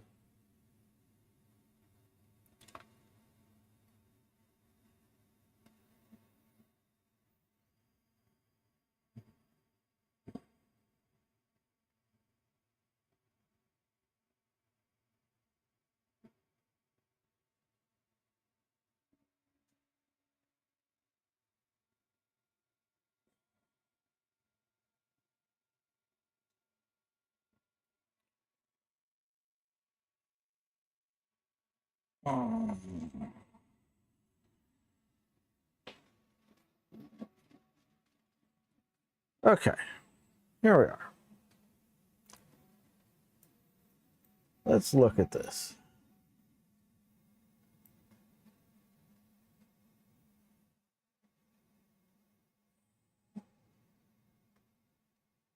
So it does look like I need more of those than expected. Oh, so this isn't right.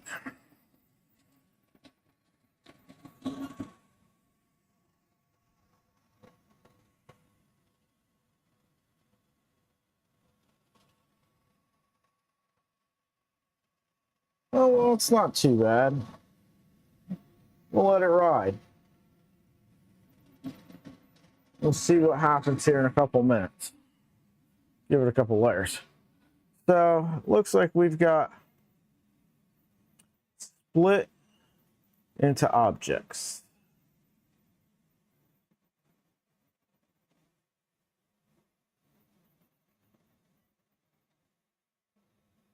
Yeah, I guess I'm doing a single Z.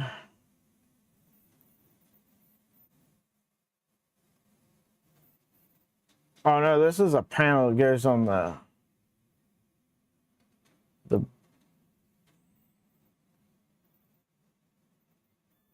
what in the heck? So does this mean I need two different panels? I need a panel for the bottom of the printer and a panel for the bottom of this skirt thing? I'm so confused now.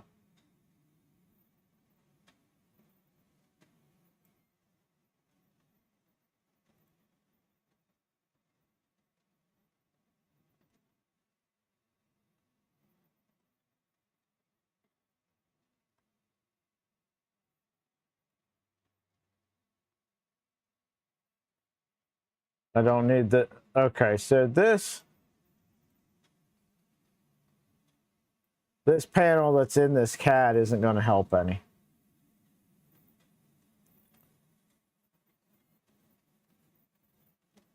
And then as such,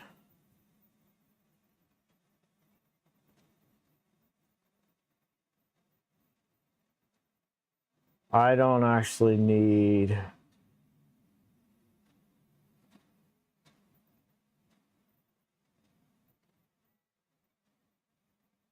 those little clips because that is to hold in this bottom panel here.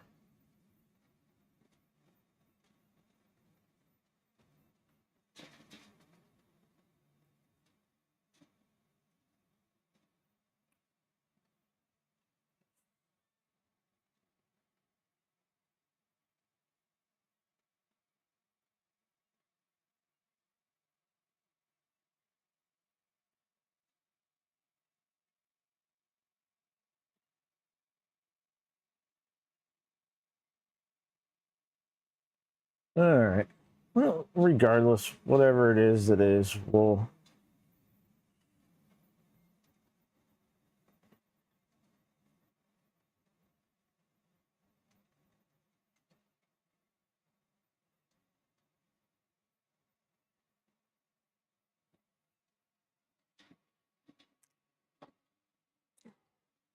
Don't know.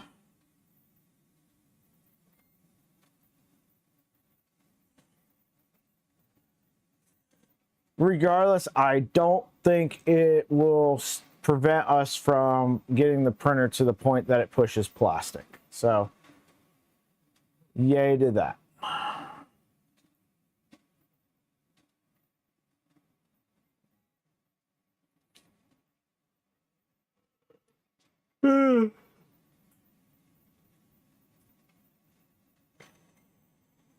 All right.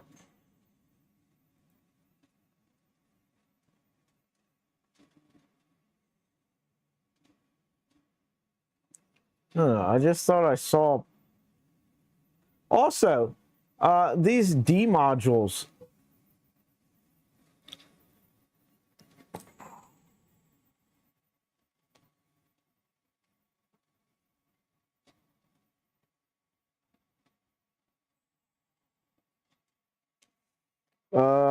D modules.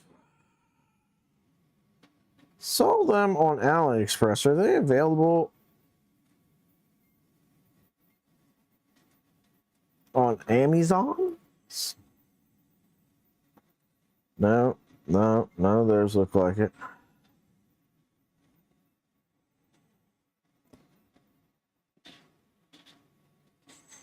D module insert. Nope. Oh, here we go. D type.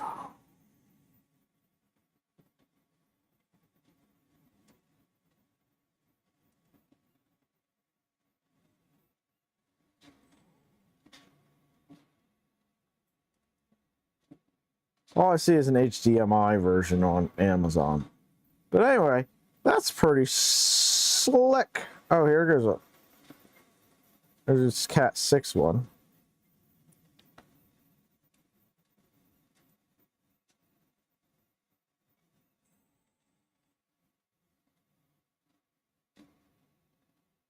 Holy cow. I don't need 10 of them. Especially not at that price. They've got to be cheaper from somewhere. Anyway, they're pretty slick.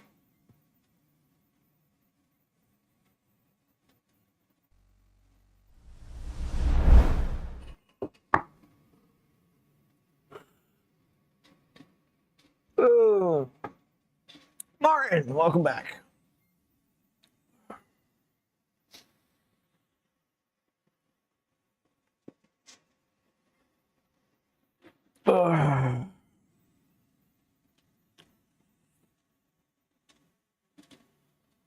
Where's our Flexi Rex at?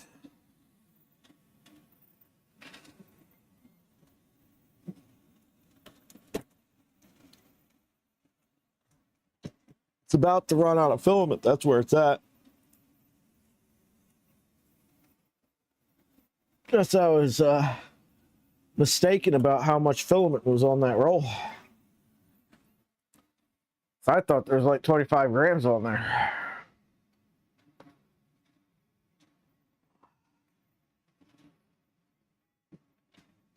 I just can't tell how much filament's on a roll.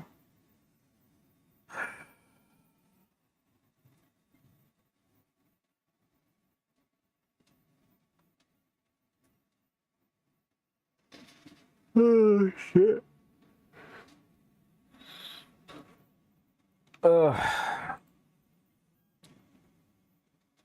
Eyes need some more coffee.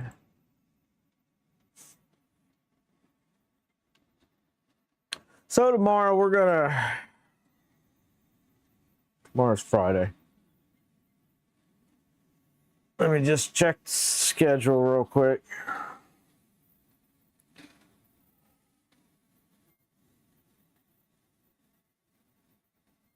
All right, so tomorrow morning we're going to get that Nighthawk toolhead wire run, and we're going to start flashing clipper and all that fun stuff over here to the switch wire. Got to put the bed on it.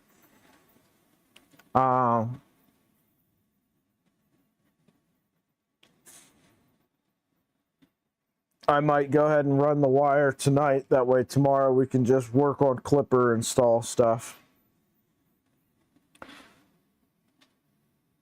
Other than the Nighthawk's pretty straightforward. Yeah. You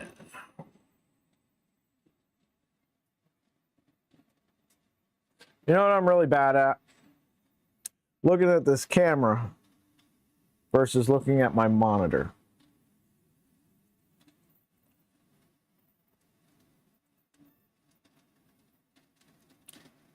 I wonder if, what if I do this?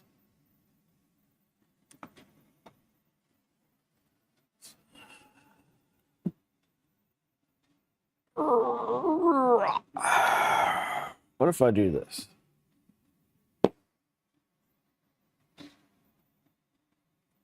Still looks like I'm looking up, doesn't it? I need to just put this right smack dab in the middle. And then I'm looking at you. Or, because normally I'm looking at chat. Let's see what this looks like. If I do it over here.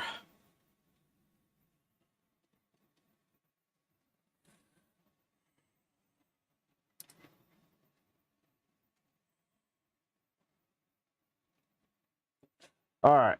I can't see because I'm looking at chat. I can only see it out of the corner of my eye and I can't really tell. If I'm looking at chat right now, does it look like I'm looking at you guys now rather than looking off to the side in a random direction?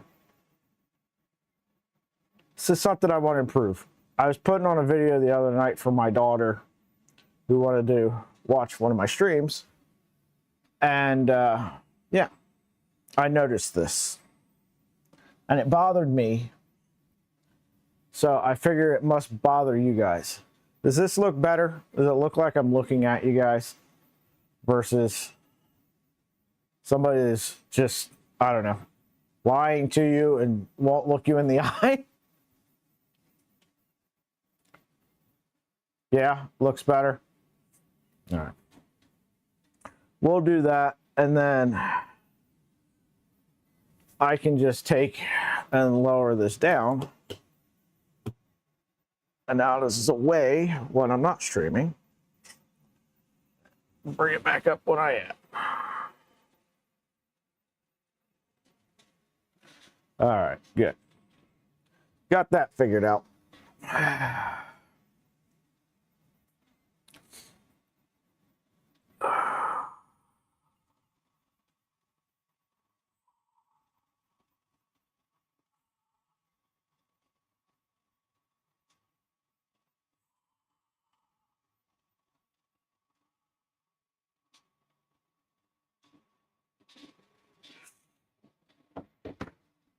Anyway, guys, I think that's going to do it for today's stream. I'm going to go in. I'm going to make some lunch. I had a bagel with cream cheese for breakfast before stream, but I'm hungry again. And, oh, did we run out of filament or did the print stop? I think we finished the print. We finished the print. I didn't injected the filament at all. There you go, Brad. Flexi Rex. See if it flexes. It's got some elephant foot to it.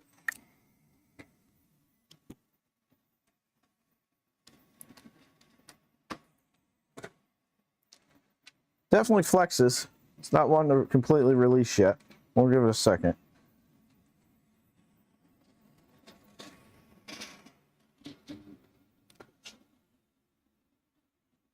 I think we're going to make it on our extruder mount too.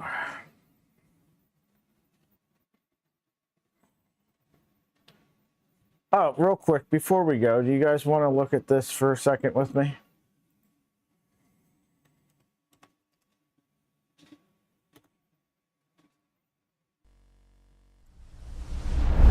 All right, so we are looking at machine.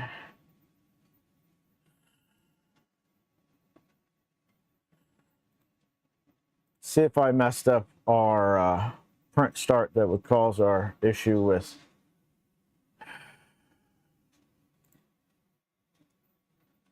Z offset. Okay, so set Z offset to 0.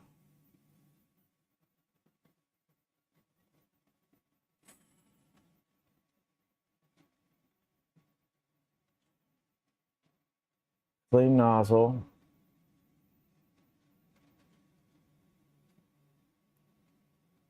Cartographer touch.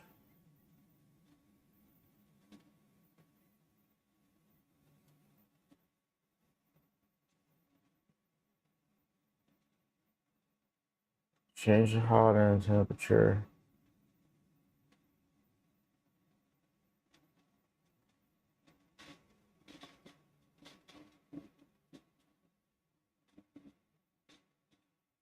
All right.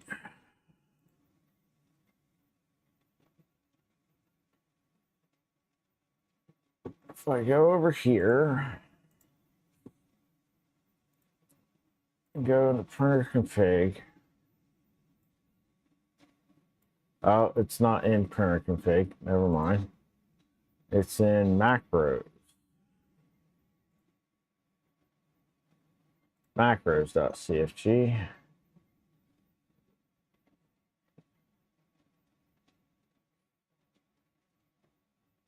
Set G-code offset.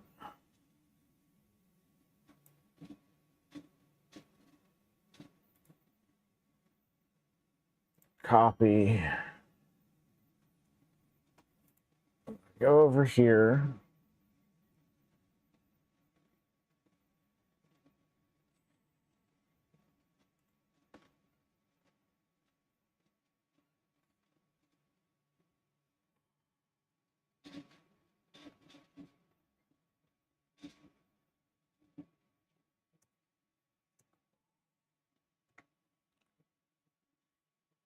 V.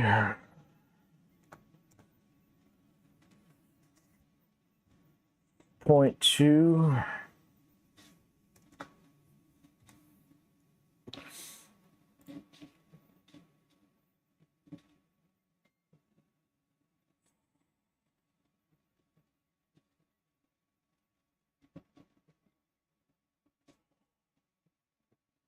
Why is it not? All right, let's go over here to black sails.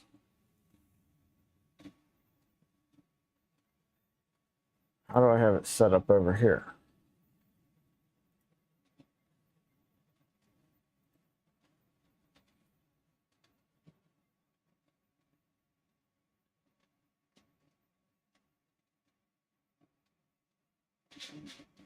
You wrote your configs with Galaxy AI.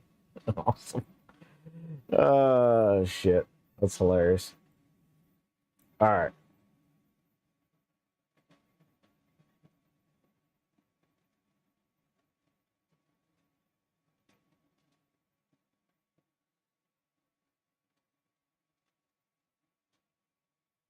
Set G-code offset Z equals.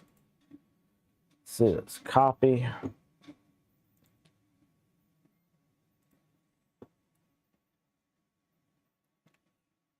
This camera's in my way.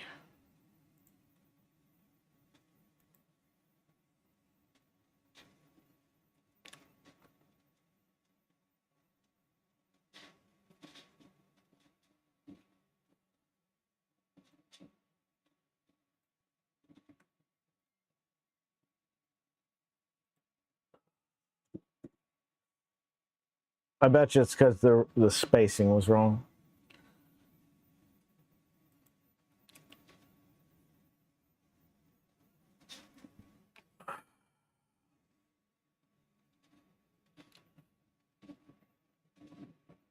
Yeah, it's because it didn't have those spaces at the beginning. All right. So now we got G-code offset.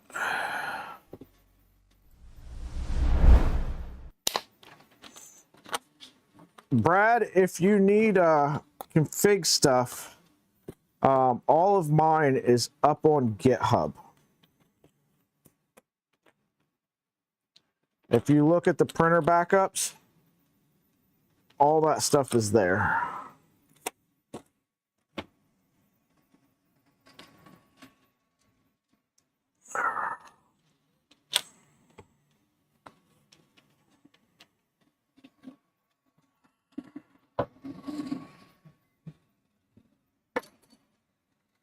So if you need some example configs, they're there. FlexiRex. So our Night Owl works. Yay, first test on the Night Owl.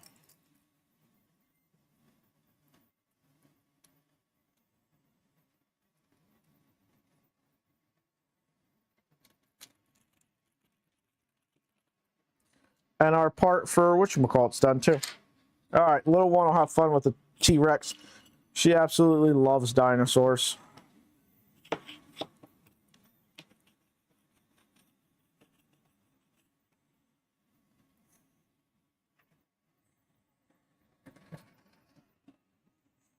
And our mount for the what's it called is done.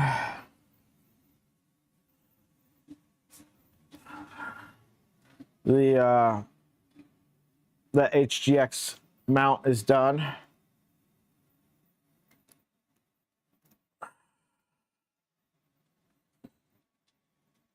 Now, let's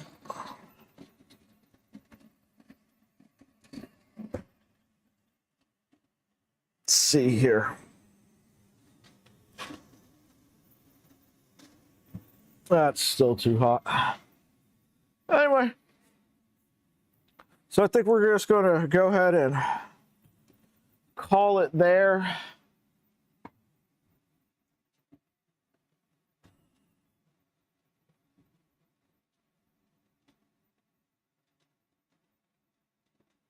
Yeah, I understand. I'm still learning too. I stole a lot of ideas for my stuff. My macros are very, very similar to a lot of other ones floating around. Generally landed on kind of the best way to do a print start macro. So once we got to that point, probably about 2 years ago, 2.5 years ago, everything else is kind of just a version of that. It's like, yeah.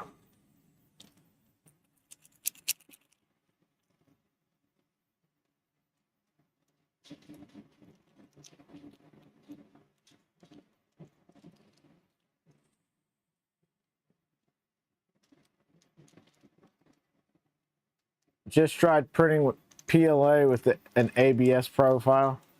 For a moment, I thought it was TPU. I've done that.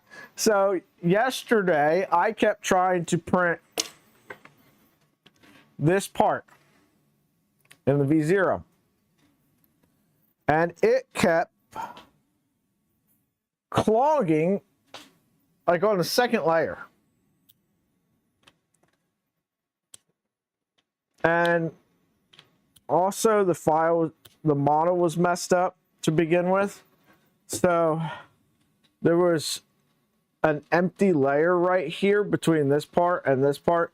And you can see in the model file where it was, they had designed two parts, put them together, but they weren't quite all the way together when they merged them. So there was a missing layer there. So you'd print it, and it'd print top layers, and then it'd print bottom layers for the next one, and keep going. So when you take it off, just go like this, and it just snapped. And also, this was just a little bit too big, so I had to scale it down 1%.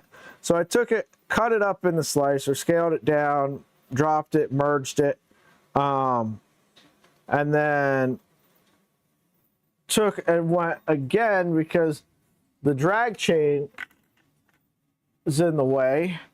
So I cut it up again even more to make room for that drag chain. Without too badly affecting the where the heat set goes in, trying not to make it too damn weak or whatnot. I think I can get this one in there because I modified the drag chain as well. But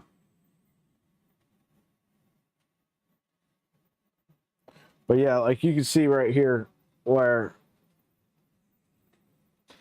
see how that's missing right there? That's not me. That's the guy who made it, stitching a bunch of stuff together and not doing a very good job of it. You know, kudos to him. Great idea. Just final touches weren't there. But anyway, I kept clogging on the second layer. I couldn't figure out why. And I tried to like print it like 3 times. Finally, I figured out, oh crap, I sliced this with a PLA profile.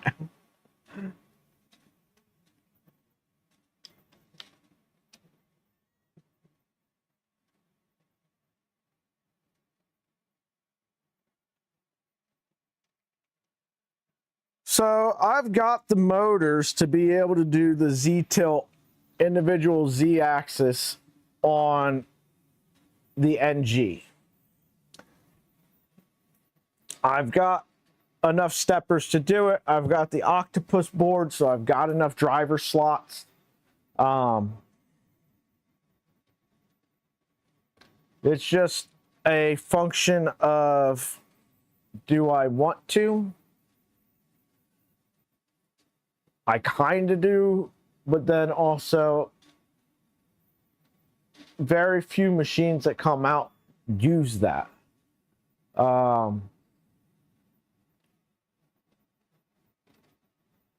don't know.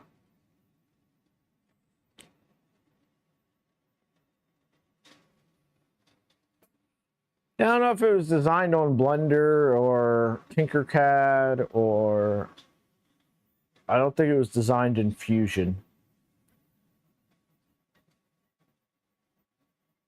I mean, it could have been, and it could have done everything as different parts and then tried to stitch it together and it didn't work, but that's normally a Tinkercad thing where you're trying to merge different objects together.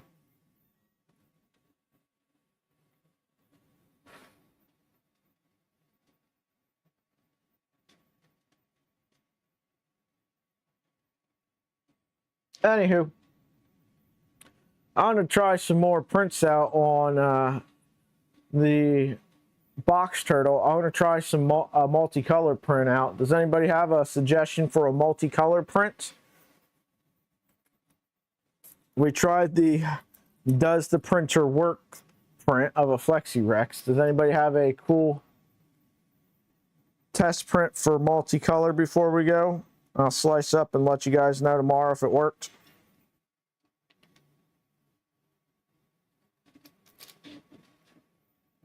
Martin, I'm printing blasters right now. I'm testing out the Trident to see if we fix the problem. By printing a 20-hour, 16-hour print, it would be 20 hours if I had the supports. I'm trying to see if I need to stop it and go back and reslice it with supports. Because it's got Picatinny section. And I don't know if the Picatinny is going to print. It's that body kit by Bruce Lidl for the breacher. Looks like it's printing okay. No, it's not. No, it's definitely not. Okay. Pause.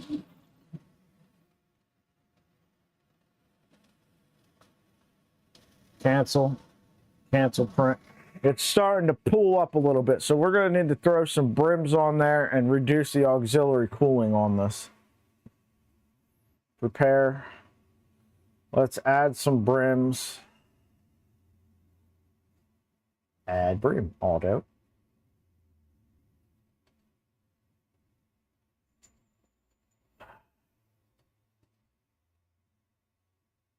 Cooling. Auxiliary fan speed.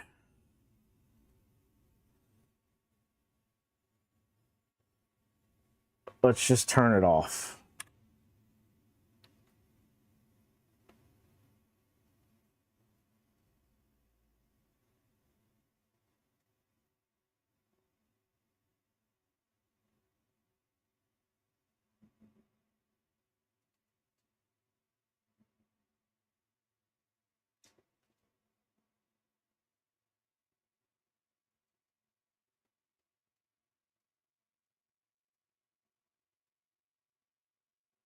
It's an extra 60 grams of material. If I do these supports.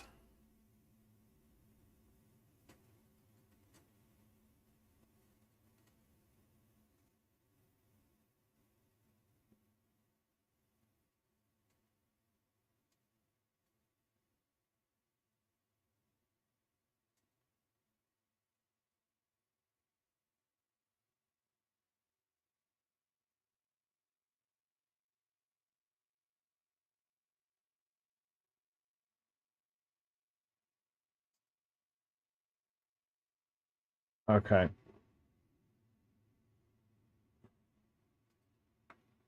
Let's turn off the supports.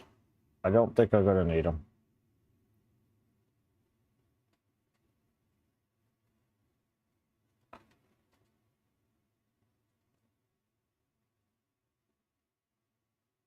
I do clearly need a brim though.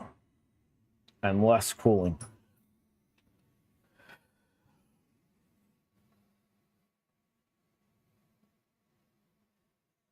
sent me a link.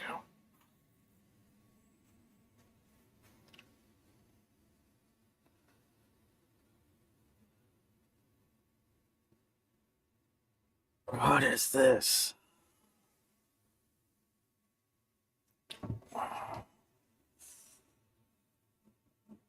This isn't gonna fit on my Micron.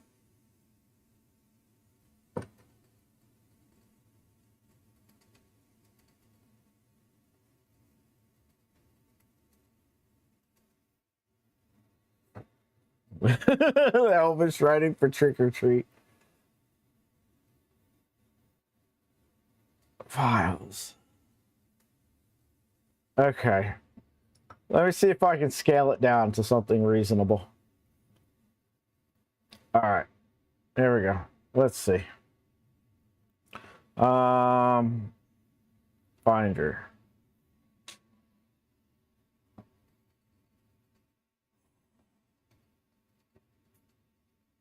All right. Let's come over here. All right. An Orca slicer, new project. No. Let's open the Micron. Import.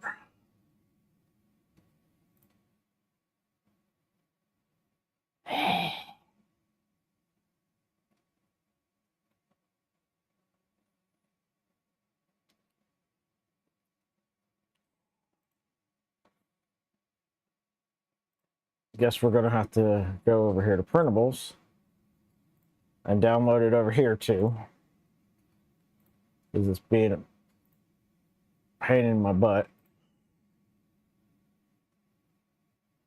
Download.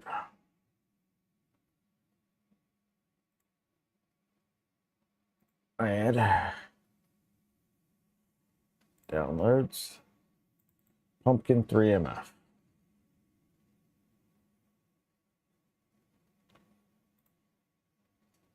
Also, I need to add more colors, don't I? Nope. Just that.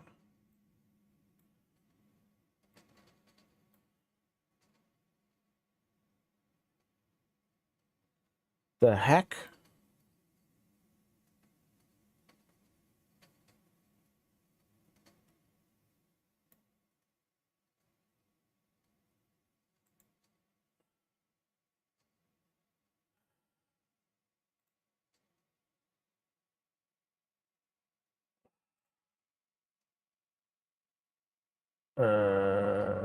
Filaments. Add. Okay, if I turn this to 2, that changes the entire pumpkin. It's at the 1. Change it to 2. Okay, so number 1 needs to be orange. Number 2 needs to be blue. Let's see what it looks like in blue. 2. There's the writing.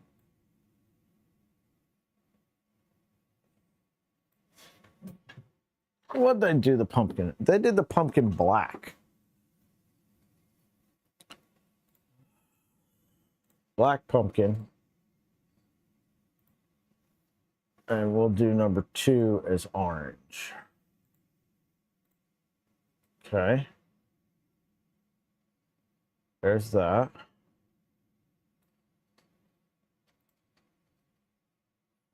Change that. No, that needs to be 1, 2, 2, 1, 2. How the... Okay.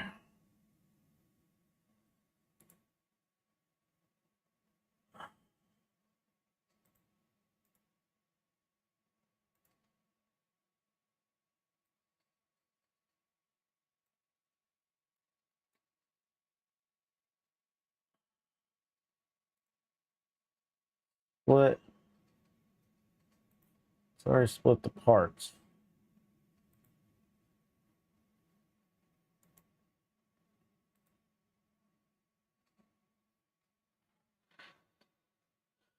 it's not letting me paint the lines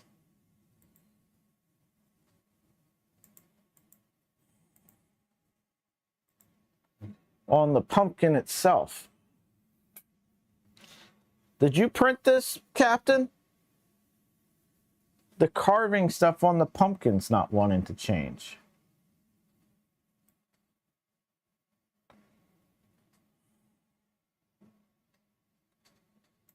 All right, let's do this.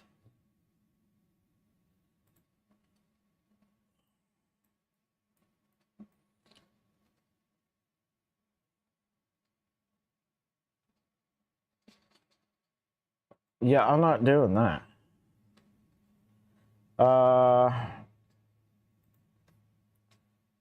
What if I download this?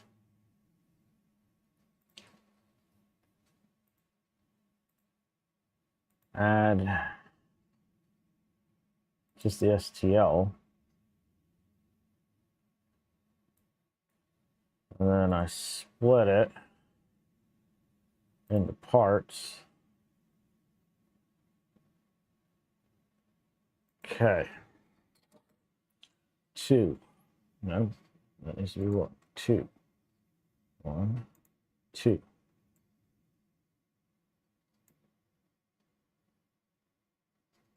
Two, two, two, two, two, two, two, two, two, two, two, two.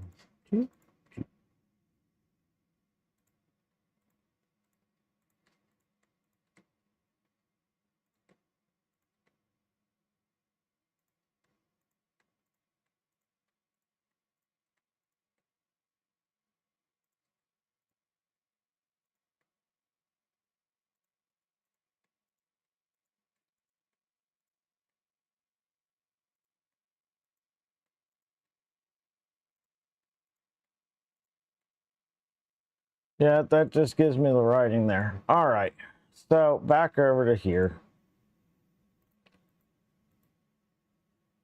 All right, if I do painting, no, not support painting, object paint. Sphere, triangle, height range, fill. When you talk about edge detection, are you talking about fill?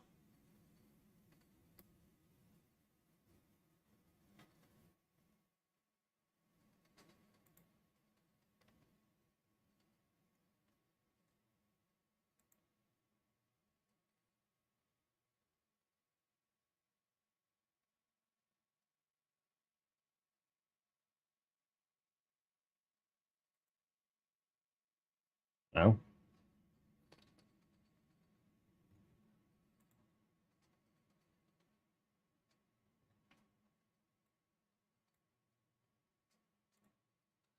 So that's the problem. Like I just get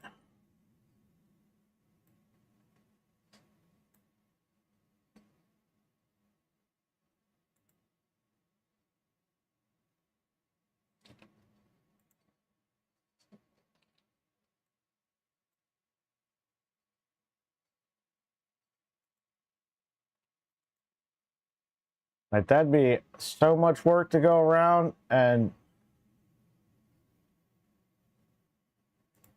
manually select all this stuff.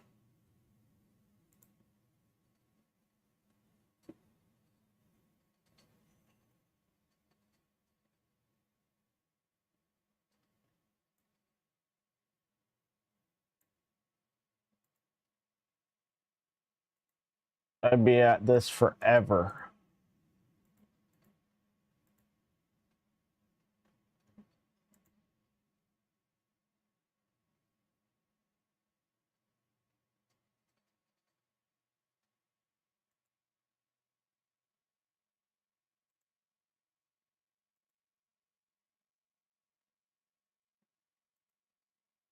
Alternatively, wonder if we do.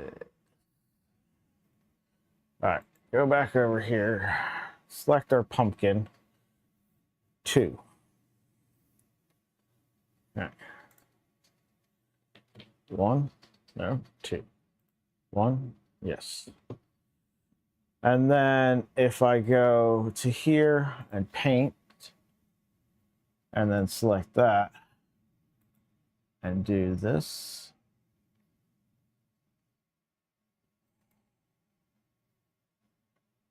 gets us kind of close.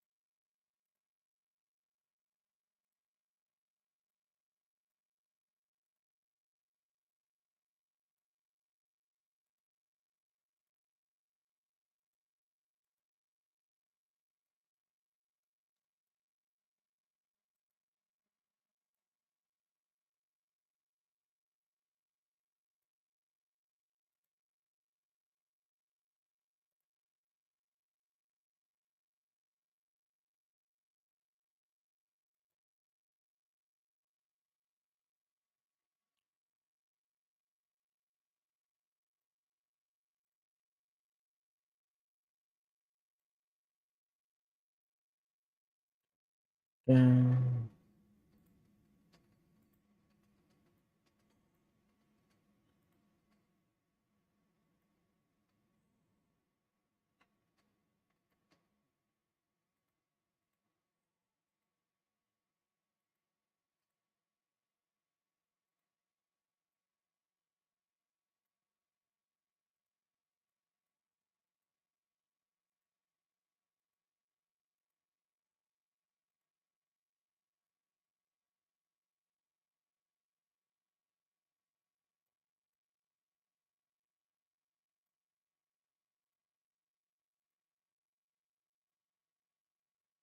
all right, that works semi better. What do we think?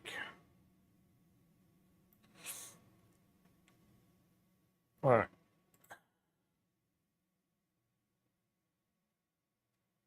Yeah, definitely would spend more time. Now, this is way too big, so we need to scale this down.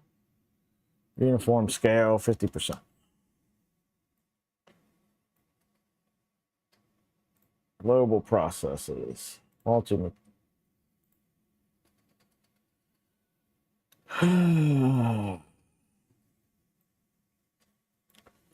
Slice plate.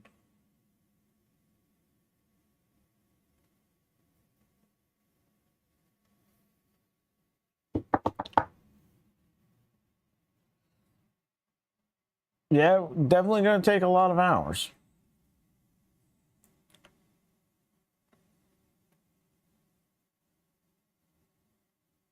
$15 is your guess at 50% size? How many swaps you guys think? 364 swaps, 8.5 hours.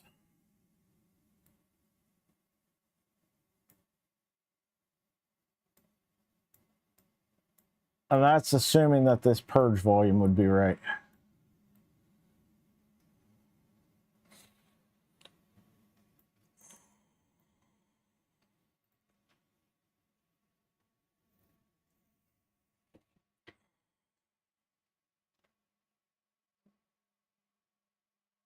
I think maybe we'll just start with like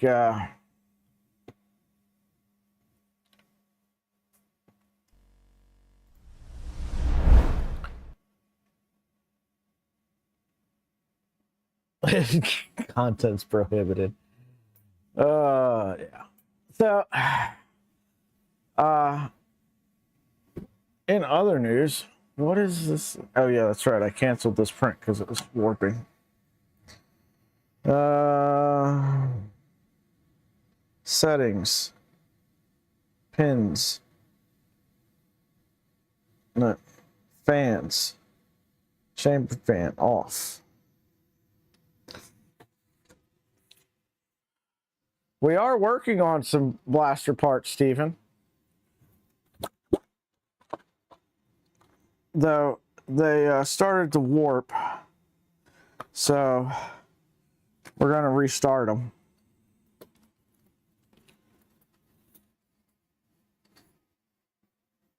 I'm waiting for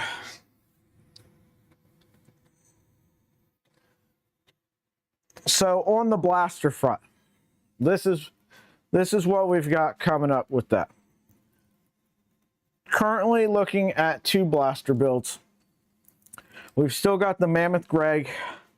We're waiting for new colors to come into West 3D in order to be able to get the filament to print the Mammoth Greg. And then I have files to start printing, but I'm waiting for the parts to ship from Bears Wares for a mega sized blaster that's going to be something more reasonable. It's going to be very much like the Crush that I did, which was the purple and yellow build, but in mega size. It's called the Reaver, but I'm waiting for hardware to ship.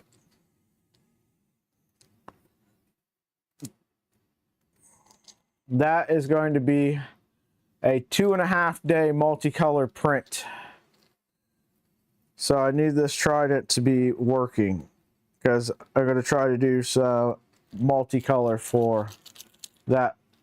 It's going to be in Zombie Hedgehog's red and metallic black.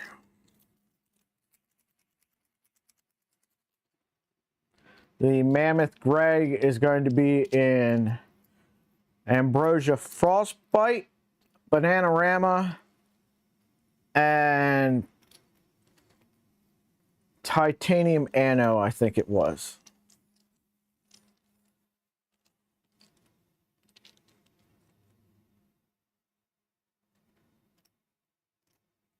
Your 3 are out for delivery? Nice.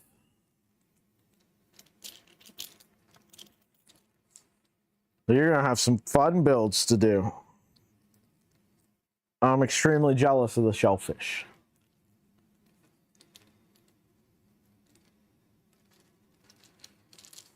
Are you going to get another slab to do the mare's leg, or are you going to modify yours?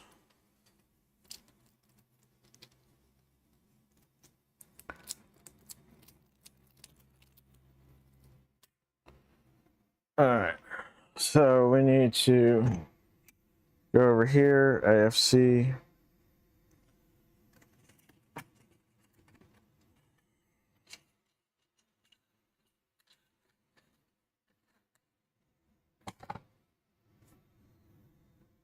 Controls. One word.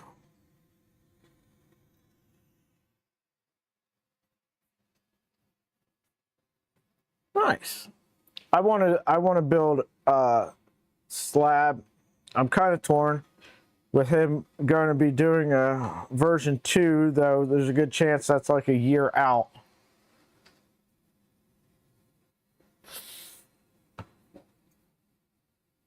I need to get more 31Ks because I want to do that Katana and I want to do the Rat King.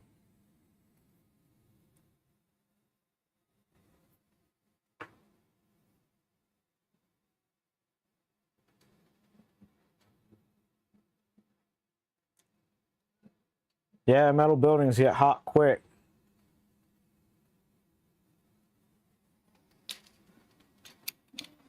The Kasul.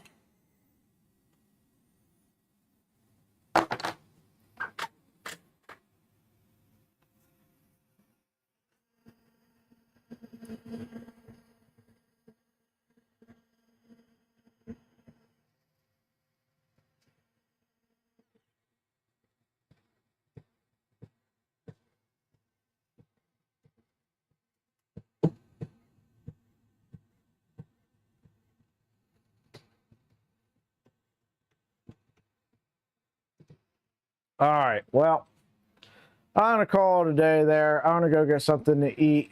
I just wanted to give you an update. Once again, if you weren't here earlier, do a few things for me before the stream ends. One, hit like and subscribe. Two, if you see at the bottom there, latest subscriber, one Jolt only. This kid doing some Nerf Blaster videos.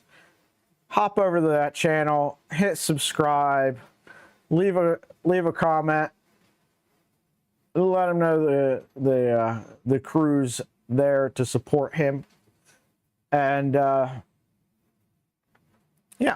just be encouraging. Young kid doing some Nerf Blaster stuff, having some fun with it, which is always good to see. Anyway, we'll be back tomorrow with Switchwire Clipper stuff. And then this weekend, probably get the enclosure on to the Switchwire. And maybe we'll start printing some new ERCF stuff out. I don't know. We've got to figure out what we're going to do between now and November 22nd. Because I's got nothing. Print out Dragon Burner and do the V0 Dragon Burner, I guess. Some little things, but that's all right. Trying to wrap stuff up. Oh, we got the Trident stuff, but I need the Trident to print stuff, so probably not going to do that CHCXL swap for a little while. All right, catch y'all later.